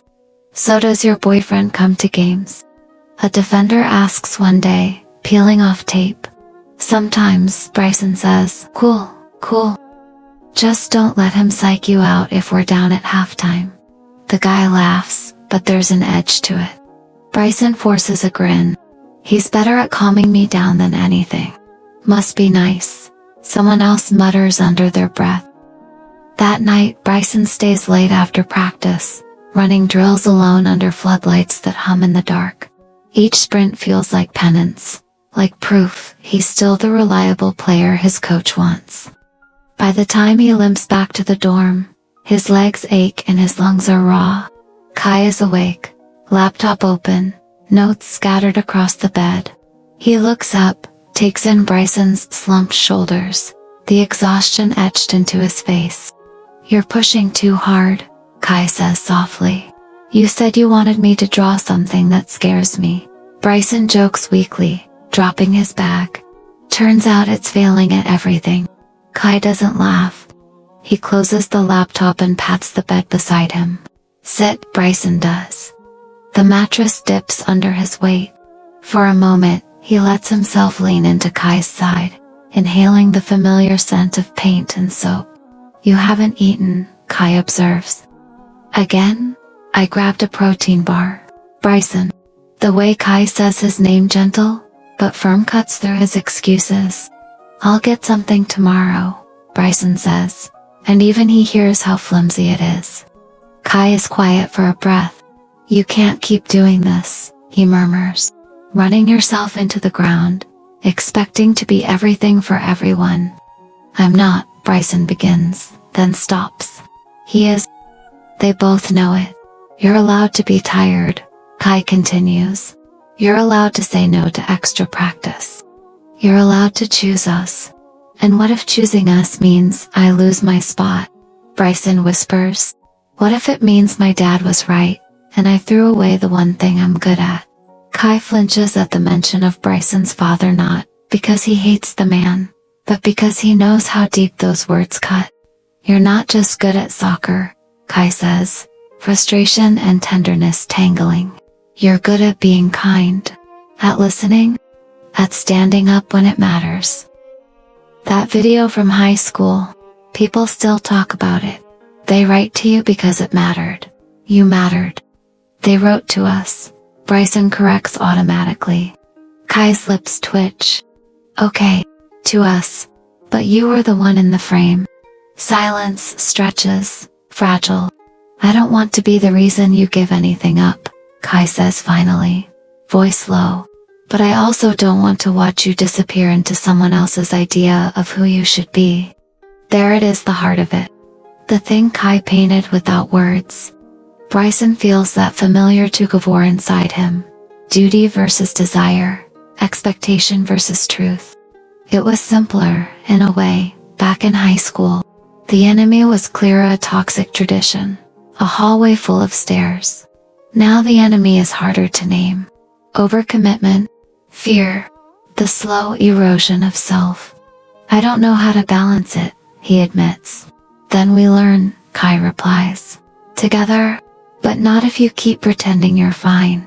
The conversation doesn't solve everything. How could it? But something shifts. The next day, Bryson emails his coach, asking to skip one voluntary extra session to study and rest. His finger hovers over the send button for a long second before he clicks. The world doesn't end. The coach replies with a curt understood and a reminder about mandatory practices. It stings, but it also frees up 3 hours he didn't realize he'd already spent. Kai, in turn, brings his half-finished canvases to critique. His professor stands in front of them, arms folded, eyes narrowed. Now we're getting somewhere, she says at last. This feels like you. It feels like exposure to Kai, like walking through campus without clothes. But when his classmates nod and offer quiet praise, when they talk about loneliness and pressure and choice in ways that mirror his own, the shame eases. That night, he finally shows the paintings to Bryson. They stand side by side in the studio, the smell of oil and turpentine thick in the air. The canvases glow under harsh lights. Bryson's throat tightens as he takes them in. The spotlighted figure with the empty hand. The one running towards something unseen. The one alone with a phone like a distant star. This is how you see me, he asks, voice rough. Kai swallows. Sometimes, he says. Sometimes it feels like you're being pulled in 3 directions at once.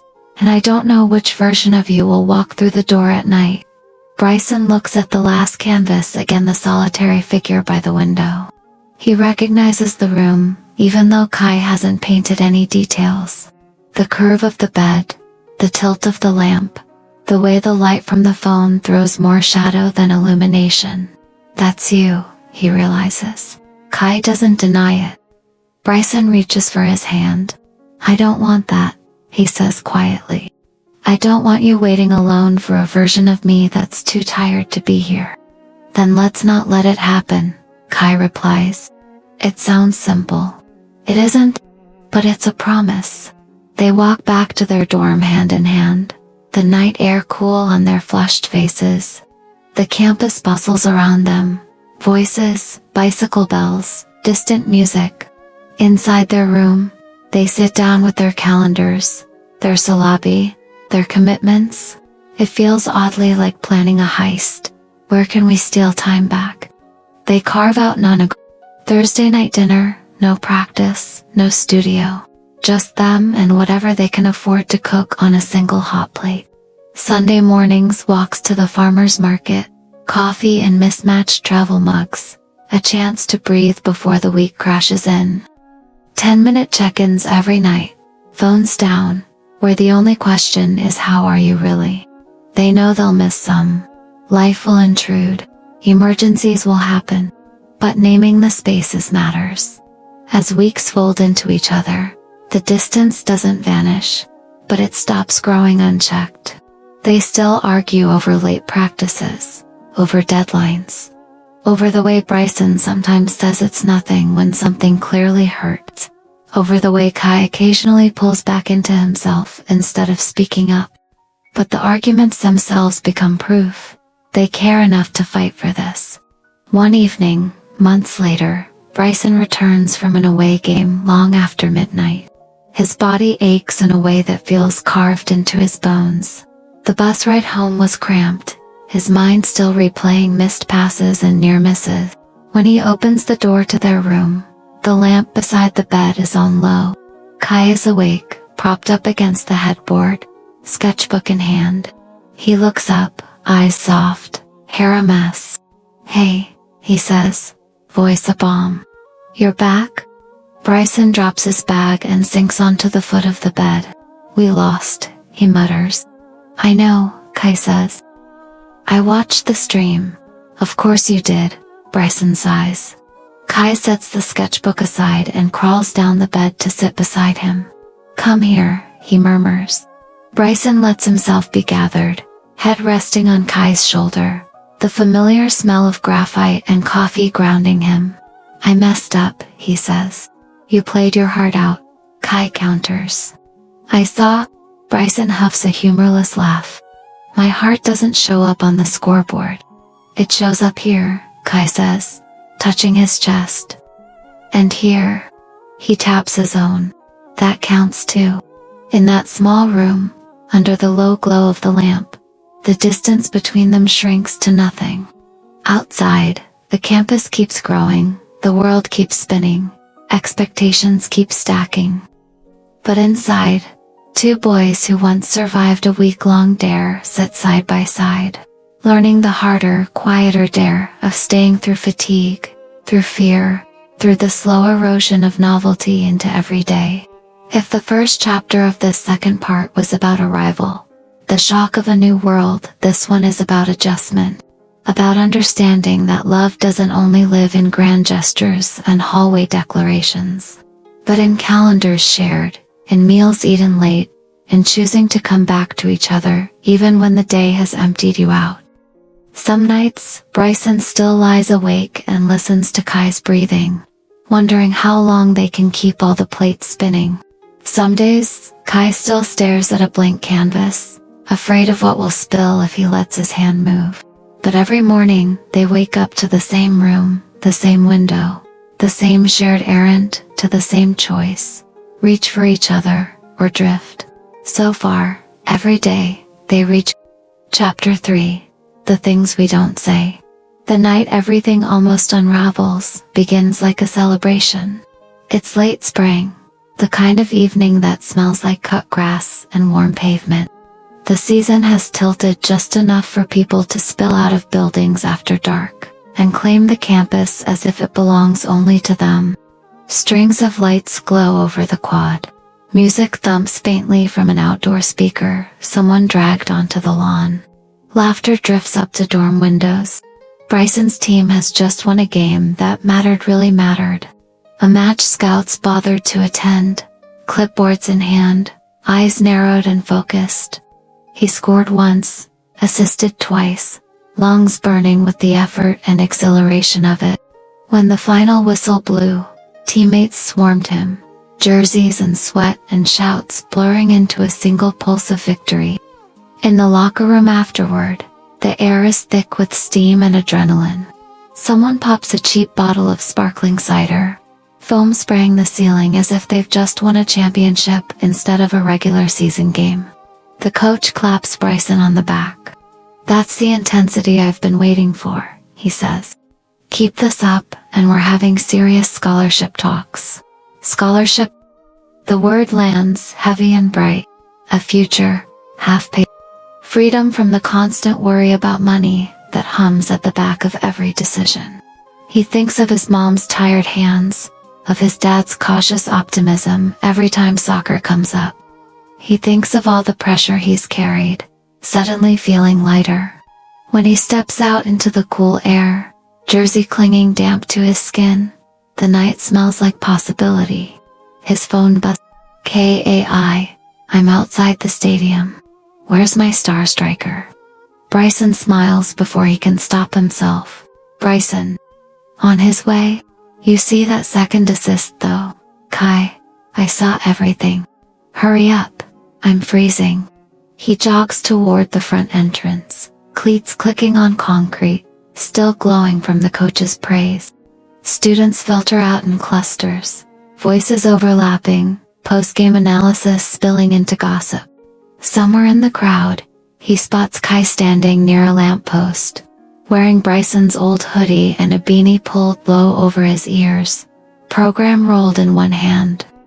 When Kai sees him, his whole face lights. That look open, unguarded pride is one Bryson never gets used to. "You were incredible," Kai says, as soon as he's within reach. No preamble, no teasing, just the truth, warm and direct. "That cross, that last run, I nearly screamed." "You did scream," Bryson says, stepping close enough to feel Kai's breath. "Heard you from the field?" Kai laughs, tipping his head back. "Good. You're supposed to." They walk together toward the quad, shoulders brushing. The team is heading to a party at one of the upperclassmen's houses, a small celebration turned big tradition. Bryson had promised he'd go. It's what you do after a win. It's what you do when you want to be seen as committed. Kai knows this. He also knows they haven't had a night to themselves in weeks. "So," Kai says lightly, stuffing his free hand into his pocket. Headed to the party of the century, Bryson hesitates. The right answer tugs at him from two directions. "Yeah," he says slow. "For a bit, coach will ask. The guys will notice if I bail." Kai nods, gaze fixed on the path ahead. "Makes sense? You could come," Bryson adds quickly. "If you want." He means it.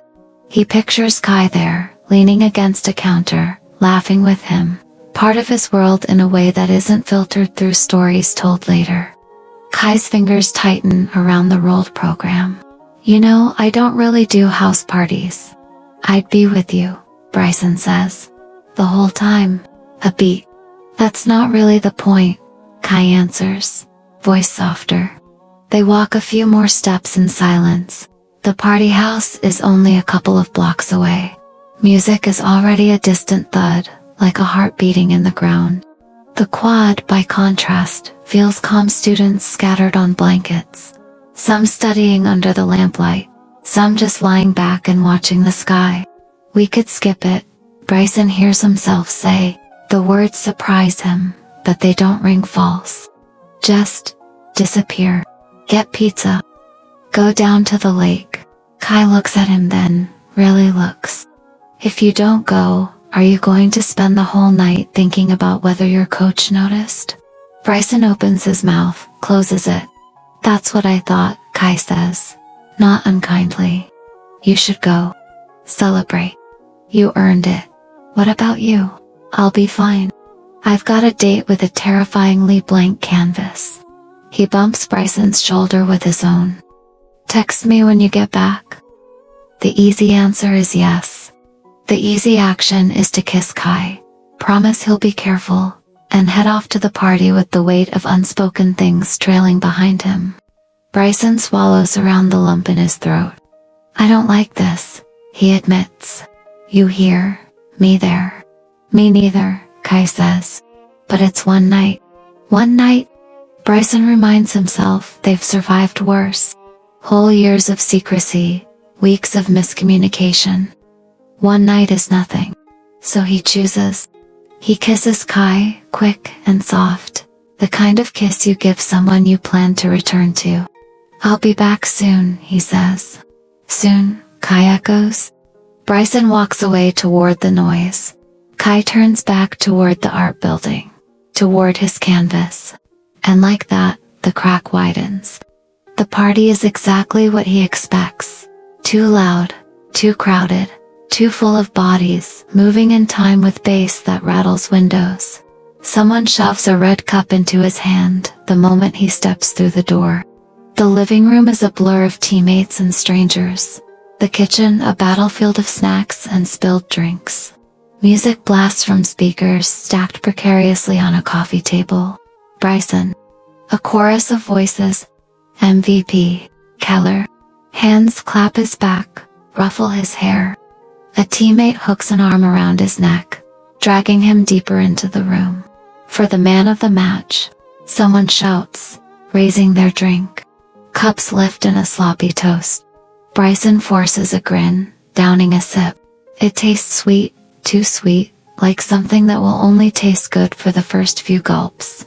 He laughs when he's supposed to, nods along to stories, retells the best plays of the game on command. But his mind keeps drifting, to Kai's sketchbook left open on the desk, to his promise to text, to the quiet hill they sometimes claim as their own. At some point, a girl from his sociology class slides up beside him, smile sharp. You really killed it tonight, she says, hand brushing his arm.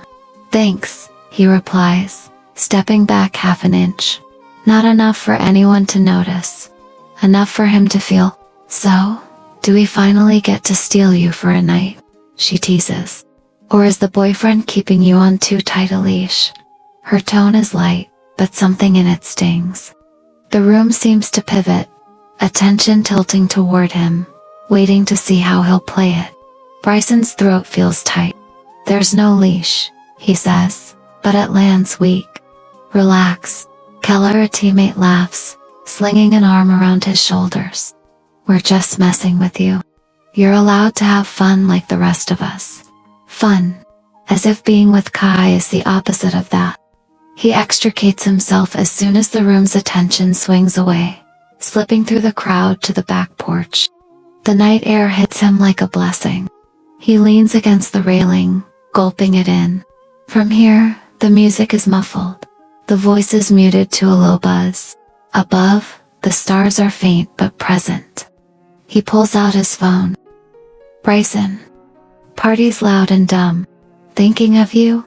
He stares at the screen, waiting for the 3 dots. None appear. Bryson, you up? Nothing. Maybe Kai is in the studio, phone on silent, lost in the work he'd been dreading. Maybe he's in their room, headphones in, asleep. Maybe. A knot twists in Bryson's stomach. He tries to laugh it off, to tell himself he's being dramatic, but the knots don't listen to reason. Inside, someone calls his name. He pockets the phone, pastes on a smile, dives back into the noise. Hours later, too many drinks, not enough food, laughter that feels more like static. He stumbles back toward campus with a group of teammates. The party dissolving behind them like a dream already fading. His head buzzes. His feet ache. His heart feels strangely hollow. By the time he reaches the dorm, the hallway is quiet. Fluorescent lights hum softly overhead. He fumbles with his key, nearly drops it, curses under his breath. The room is dark when he enters, save for the faint blue light of Kai's laptop screen resting closed on the desk. The second bed, their technical second bed, is untouched, still neatly made. Their bed is occupied. Kai lies on his side, blankets pulled up to his shoulders. His face is turned toward the wall. The lamp is off. Bryson's chest tightens. He moves quietly as his buzzing body will allow, tossing his jacket on the chair, toeing off his shoes. Hey, he whispers. You awake? No answer. He stands there for a moment, unsure whether to try again or let it go. The room smells faintly of turpentine and something else, salt, maybe. Tears. Guilt, sharper than any hangover, stabs through him. He strips down, slips into bed carefully, afraid to disturb Kai if he really is sleeping. The mattress dips under his weight. He lies on his back, staring at the ceiling he can't see, listening to the space between them. Long minutes pass. His eyes start to close. The room spins just enough to be uncomfortable. Then, quietly, Kai speaks. "You didn't text." The words are so soft, Bryson almost thinks he imagined them. He turns his head. "I did," he says. "A couple times." Kai rolls onto his back, staring up as well. In the dim light from the window, Bryson can just make out the shine on his cheeks. "I mean earlier," Kai clarifies. "Before the party. When you decided you were going, I thought it was a given," Bryson says slowly. "After a game like that, you promised you'd be back soon." "Yeah, I know. I lost track of time." Silence stretches, brittle. "You're drunk," Kai murmurs. "It's not an accusation. It's an observation." "Not that bad," Bryson protests, though even he hears the slur. "Just buzzed." Kai exhales a sound that's half a laugh, half a sigh. "You know what the worst part is?" he asks. Bryson braces. "What?" "I'm not angry you went," Kai says. "I'm angry you didn't seem to understand how much it would matter if you did." The words sink deep, finding the tender places Bryson has been trying not to look at. "I do understand," he says. "Now, I'm sorry." Kai turns his head to him. In his eyes, there's hurt, yes, but also something harder to bear. Doubt. "Do you?" Bryson's instinct is to defend himself, to point out all the ways he shows up, all the sacrifices he makes. But beneath that impulse is another truth. There are moments when he chooses the path that keeps other people happy, hoping Kai will understand without needing proof. "I'm trying," he says finally. It feels small, inadequate. Kai's gaze softens a fraction. "I know you are," he whispers. "But trying isn't the same as choosing. I don't want to become the thing you fit in around everything else." The sentence hangs between them, fragile and immense. Bryson thinks of the paintings, the lonely figure, the empty hand. He realizes, with a rush of shame, that while he's been busy trying not to disappoint everyone, he's been quietly teaching Kai to lower his expectations of him. To expect forgetfulness, to expect lateness, to expect noise instead of presence. "I don't want that either," he says, voice thick. "I don't want you to ever wonder if you come second." "Then show me," Kai says simply. There's no anger in it now. No ultimatum. Just a request, heavy with hope and history. Bryson nods in the dark, even though Kai can't see it. "Okay," he says. "I will." They inch closer, slowly, like continents shifting. Foreheads touch. Noses brush. Their breaths mingle.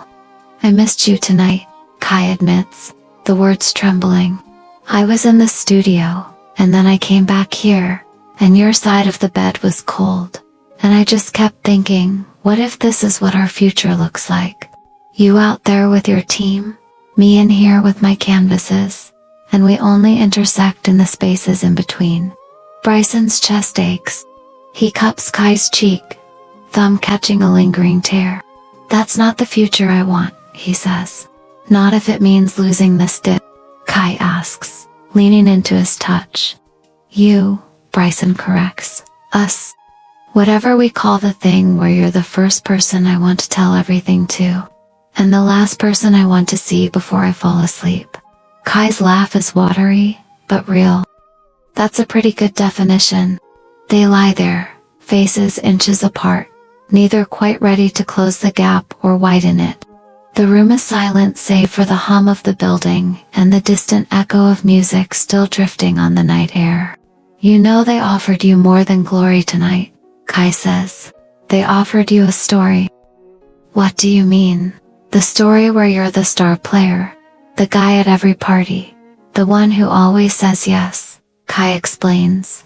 it's easy to slide back into it. Everyone knows the lines. But that's not the only story you get to tell. What story do you see? Bryson asks, almost afraid of the answer. Kai smiles in the dark, small but luminous. One where the star player also leaves a party early because there's someone at home he doesn't want to keep waiting, he says. One where the boy who once lived on a deadline learns how to choose something open-ended forever. Bryson teases weakly. Something like that, Kai replies. A forever made of 1,000 small choices.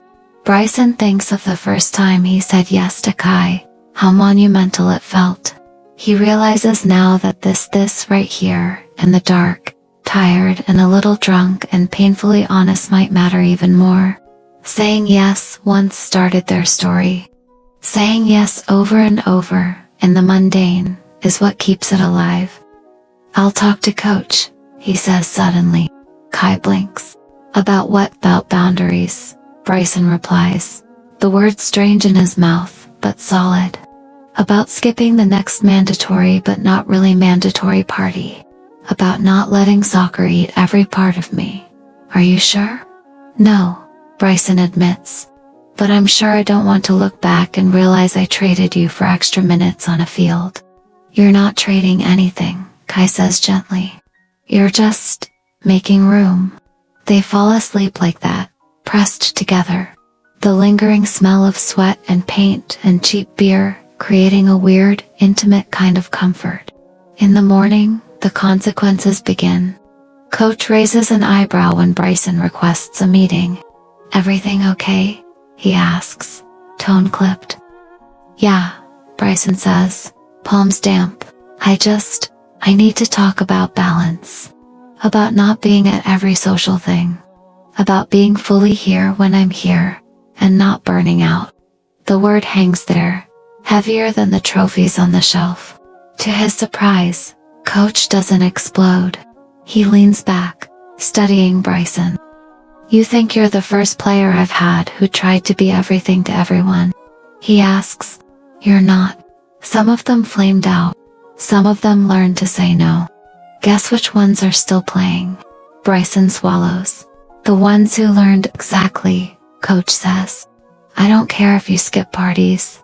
I care that you show up to practice ready. If you need time to recharge, take it. Just communicate. You got me? Bryson nods, relief flooding him. Got you. Afterward, he texts Kai. Bryson talked to Coach. Not going to every party anymore. Kai, how'd he take it? Bryson. Better than I expected. How are you? Kaya in the studio. Painting something that scares me less than it used to. Bryson. Can I see you later, Kai, if you bring food? Bryson. Deal. That evening, Bryson shows up at the studio with takeout containers. The smell of noodles and spices, cutting through the chemical temps of paint. Kai's new canvas is still drying. This one is different. Two figures, standing together under a sky streaked with color. Not a crowd in sight, not a phone. Just two shapes, close enough to share a shadow. Us? Bryson asks, even though he knows. Kai nods. You and me, he says. On a night when you chose to be here instead of anywhere else. Bryson sets the food down and kisses him, gentle and lingering, paint fumes and all. If the first part of their story was about defying a rule written by others, and the first chapters of this second part have been about surviving the new terrain, this chapter marks a quieter revolution, understanding that love isn't only proven in grandstands and public declarations, but in the subtle art of taking each other into account. There will be other parties, other games, other late nights in the studio. There will be more cracks, more arguments, more days when balance feels impossible. But now, when the distance between them starts to grow, they know what it sounds like, what it feels like. They know to stop, to turn, to speak. They know that forever isn't a single yes shouted once in a hallway. It's a series of small, deliberate choices whispered in the dark, over and over, when no one else is watching. Chapter 4, The Shape of Forever. The day that will become their before and after doesn't arrive with thunder or crisis. It slips in quietly, folded into a week of deadlines, laundry, and half-drunk cups of coffee. It's the kind of spring day that feels borrowed from summer sky, to blue air, to soft campus buzzing with the restless energy of people who can smell vacation just beyond the next exam. Banners flap lazily from lampposts. Someone is blasting music from an open dorm window. Frisbees arc over the quad like small obedient moons. Bryson wakes to sunlight on his face and the familiar weight of Kai's arm draped across his stomach. For a moment, before his brain catches up with reality, he feels 12 again. No responsibilities, no choices with real consequences. Just warmth and breath and the soft rhythm of someone else's heartbeat close by. Then his phone vibrates on the nightstand. Once, twice, long enough to break the spell. He rolls carefully, reaching for it without dislodging Kai. The screen glows with a notification, an email from his coach. Subject line short and sharp. Update, scholarship meeting. Bryson's pulse jumps. He opens it with a thumb that suddenly doesn't feel entirely steady. Congratulations on an outstanding season so far. The department would like to move forward with an official athletic scholarship offer for next year. Let's meet Monday to discuss terms and expectations.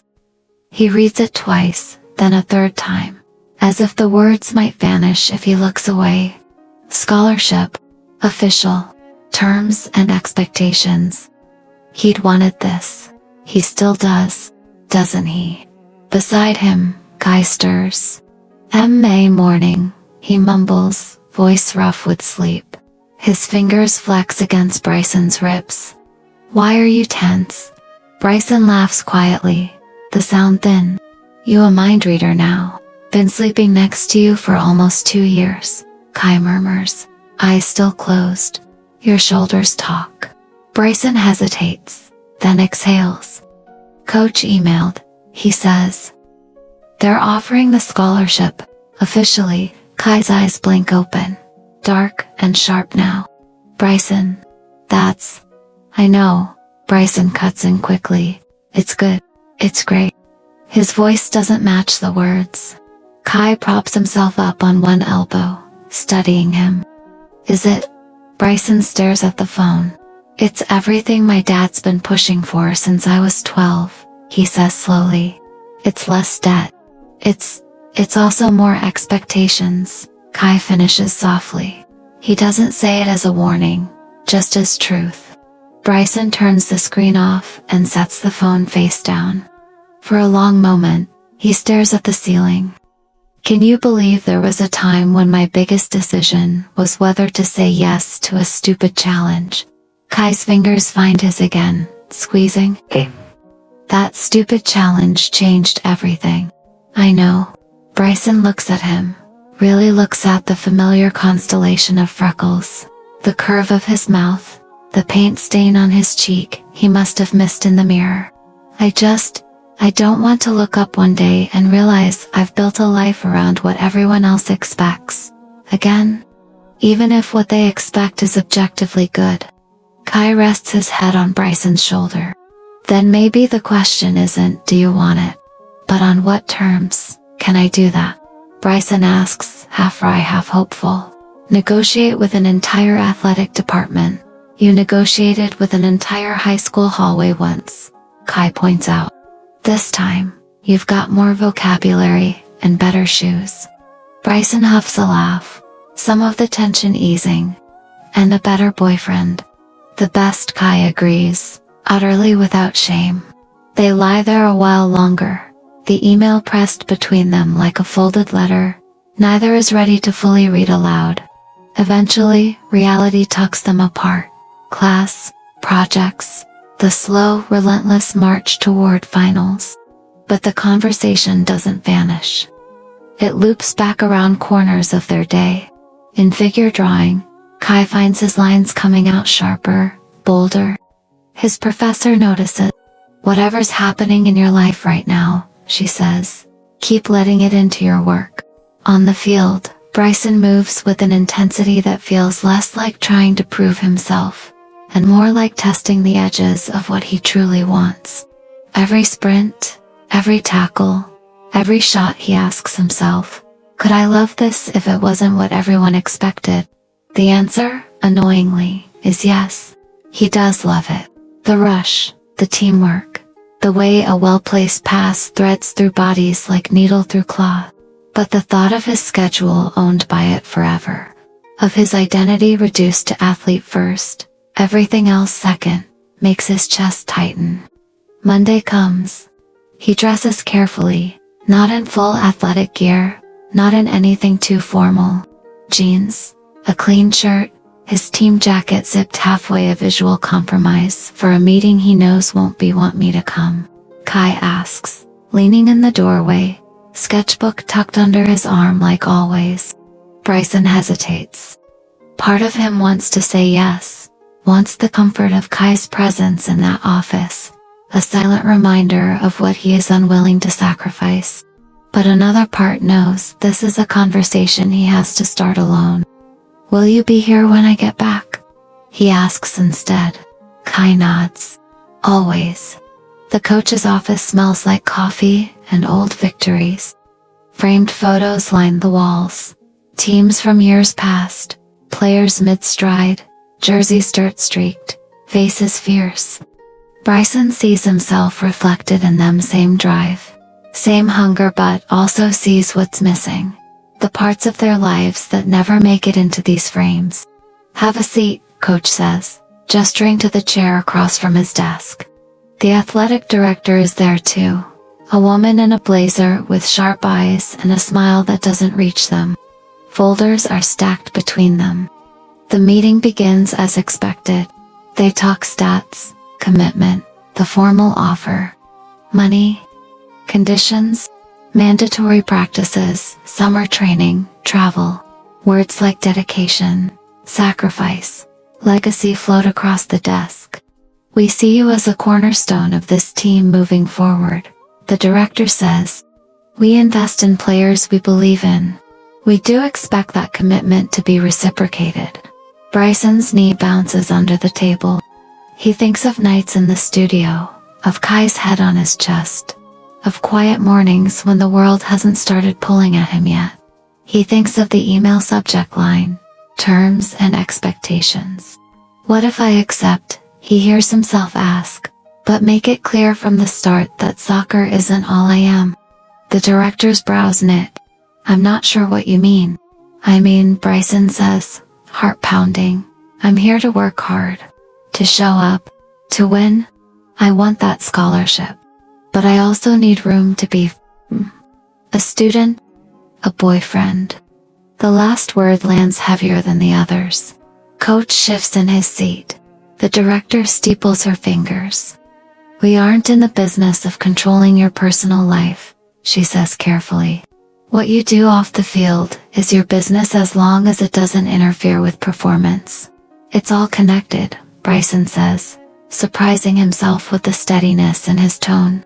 If I burn out, you don't get the performance you want. If I'm constantly choosing the team over everything else, I lose the people who make me want to play in the first place. Coach studies him, something unreadable in his gaze. You're talking about your partner, he says. It's not a question. Yes, Bryson answers. And about myself? A long silence stretches. Bryson can hear his pulse in his ears. Somewhere outside, a whistle blows, shrill and distant. Finally, the director exhales. You're not the first student-athlete to push back on the culture, she admits. Most wait until they're already at their breaking point. Coach leans forward, elbows on the desk. Let's be clear, he says. We want you here. We want you playing. But I'd rather have you at 80% intensity for 4 years than watch you sprint at 100 until you collapse halfway through. Bryson blinks. He hadn't realized how much he expected resistance, maybe even an ultimatum. We can outline expectations, the director continues. You'll miss some weekends. You'll have to say no to things. That's part of the deal. But if you're asking whether you're allowed to structure your life in a way that includes someone important to you, she shrugs, a tiny motion. That's your call, not ours. It isn't wholehearted endorsement, but it isn't condemnation either. It's space. Bryson feels something in his chest loosen. I accept, he says. On those terms, they shake hands. The scholarship becomes a promise written in ink instead of air. When he steps back out into the hallway, the light feels too bright. His phone buzzes. Kai still alive. Bryson. I am officially a partially owned asset. Kai. Is that a yes? Bryson. It's a yes with fine print. I'll tell you everything. Hill in 10. Kai is already there when Bryson arrives, sitting cross-legged on the grass, sketchbook in his lap, pen tapping against the cover like a metronome for his nerves. When he sees Bryson, he stands too quickly, nearly dropping everything, while he asks. Bryson drops onto the grass in front of him, breathless from more than the walk. I said yes, he admits. To the scholarship. To the work? But I also told them about you. Kai's eyes widen. What? I told them I won't sacrifice us on the altar of their expectations, Bryson says. That I won't pretend you don't exist, or that I don't need time that isn't theirs. He watches as a realization dawns, a slow blooming light behind Kai's eyes. And they didn't kick you off the team? Kai asks, half teasing, half serious. Not yet, Bryson says, grinning. Turns out I'm allowed to be a complete human being. Who knew? Kai laughs, the sound breaking into something that sounds suspiciously like a sob. He drops his sketchbook in the grass and closes the distance between them, hands framing Bryson's face. Do you realize what you just did? He whispers. Possibly ruined my chances of becoming a beloved cautionary tale, Bryson says. Kai shakes his head, eyes shining. You chose yourself, he says. And you chose me. At the same time, it's almost like those things don't have to be opposites, Bryson replies. The kiss that follows tastes different than their others. Not sweeter, not deeper, just steadier. Like something built on bedrock instead of sand. In the weeks that follow, life doesn't magically become easier. Exams still loom. Practices still hurt. The art studio still demands everything Kai has, and then asks for more. They still miscommunicate, still get tired, still bruise each other with careless words, and have to find their way back to apology. But something fundamental has shifted. Bryson goes to fewer parties and misses none of the nights that matter. Kai brings him to more critiques, and lets him see the parts of his process that scare him. They let their worlds truly overlap, not just touch at the edges. One warm evening near the end of the year, the campus hosts an open-air art show. Strings of lights loop between trees, casting everything in a gentle glow. Students stroll between easels and sculptures, plastic cups in hand, murmuring, laughing, pausing. Music hums low from a speaker hidden somewhere. Kai's final series hangs on a central display. Bryson has seen these paintings before, in progress and in private. Tonight, they hang in public space for the first time. There's the figure under the harsh light with an empty hand, and beside it, a new version. The same figure, but this time the hand is held. Another figure at his side, the crowd blurred further into irrelevance. There's the runner on the field. And next to him, the same runner walking, cleats slung over his shoulder, someone matching his pace. There's the solitary figure by the window with the phone. And beside it, that same room, the same window, but two figures now. No phone in sight, just shared light. Together, they tell a story without words. Loneliness turned to partnership. Performance turned to presence. Deadlines turned to something that looks suspiciously like forever. A small plaque beneath the series reads only, "When Yes Kept Going." Bryson stands before the paintings, hand warm and You know you made me look way more profound than I am, right? He murmurs. Kai smirks. Art is allowed to be aspirational. People drift by, pausing to look, to tilt their heads, to read the plaque, to move on. Some nod approvingly. Some wipe at their eyes. A few glance back at the boys holding hands in front of the canvases, and seem to connect the dots. A professor approaches, the same one who once told Kai to draw what scared him. You did, she says simply, gesturing at the paintings, then adds, and you didn't let it win. Kai beams. Still working on that part, he says. We all are, she replies, and moves on. Later, when the lights have dimmed and most of the art has been taken down or covered for the night, Bryson and Kai wander to the hill that has become theirs. The grass is cool beneath them. The sky above is smeared with stars and distant city glow. So, Kai says, lying back, arms folded behind his head, what now? Eat something that isn't instant noodles, Bryson suggests. Sleep for 14 hours. Maybe remember what it's like to read for fun. I mean after that, Kai says, bumping his shoulder. Big picture. Bryson is quiet for a while. We graduate, he says eventually. We find a place with creaky floors and too much light. You fill it with canvases. I fill it with cleats and muddy socks you'll pretend to hate. We fight about dishes and deadlines and who used the last of the coffee. We make up. We keep choosing each other. And soccer? If I still love it, Bryson says. If it still loves me back in a way that makes sense. Maybe I go pro. Maybe I coach. Maybe I do something completely different. But whatever I do, I don't do it as half a person anymore. And art? Kai shrugs, staring at the stars.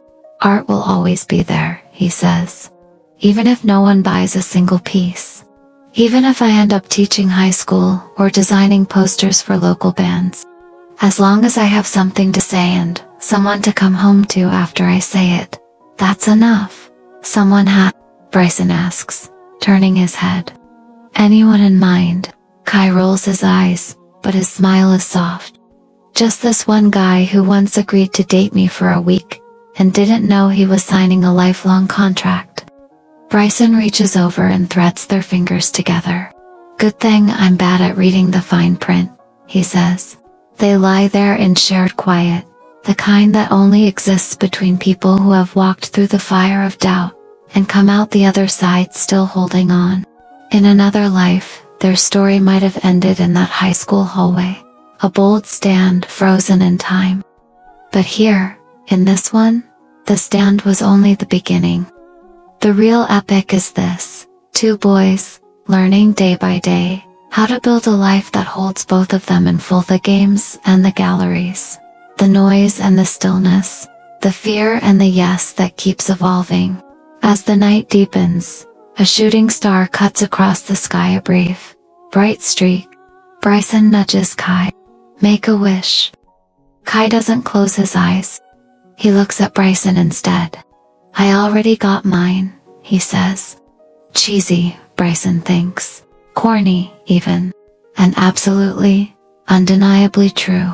He squeezes Kai's hand, anchoring himself to this moment, this hill, this boy who once stood in a crowded hallway and asked the question that changed everything. I did too, Bryson says. The wind shifts. The world keeps turning. Somewhere far away, another Monday dawns in another high school. Another challenge whispered. Another heart on the verge of waking up. Stories fold into stories. But here, under this sky, their story rests not as a neat ending, but as a promise in motion. Because in the end, the most epic thing they ever did wasn't breaking a rule, or facing down a crowd, or negotiating with institutions bigger than themselves.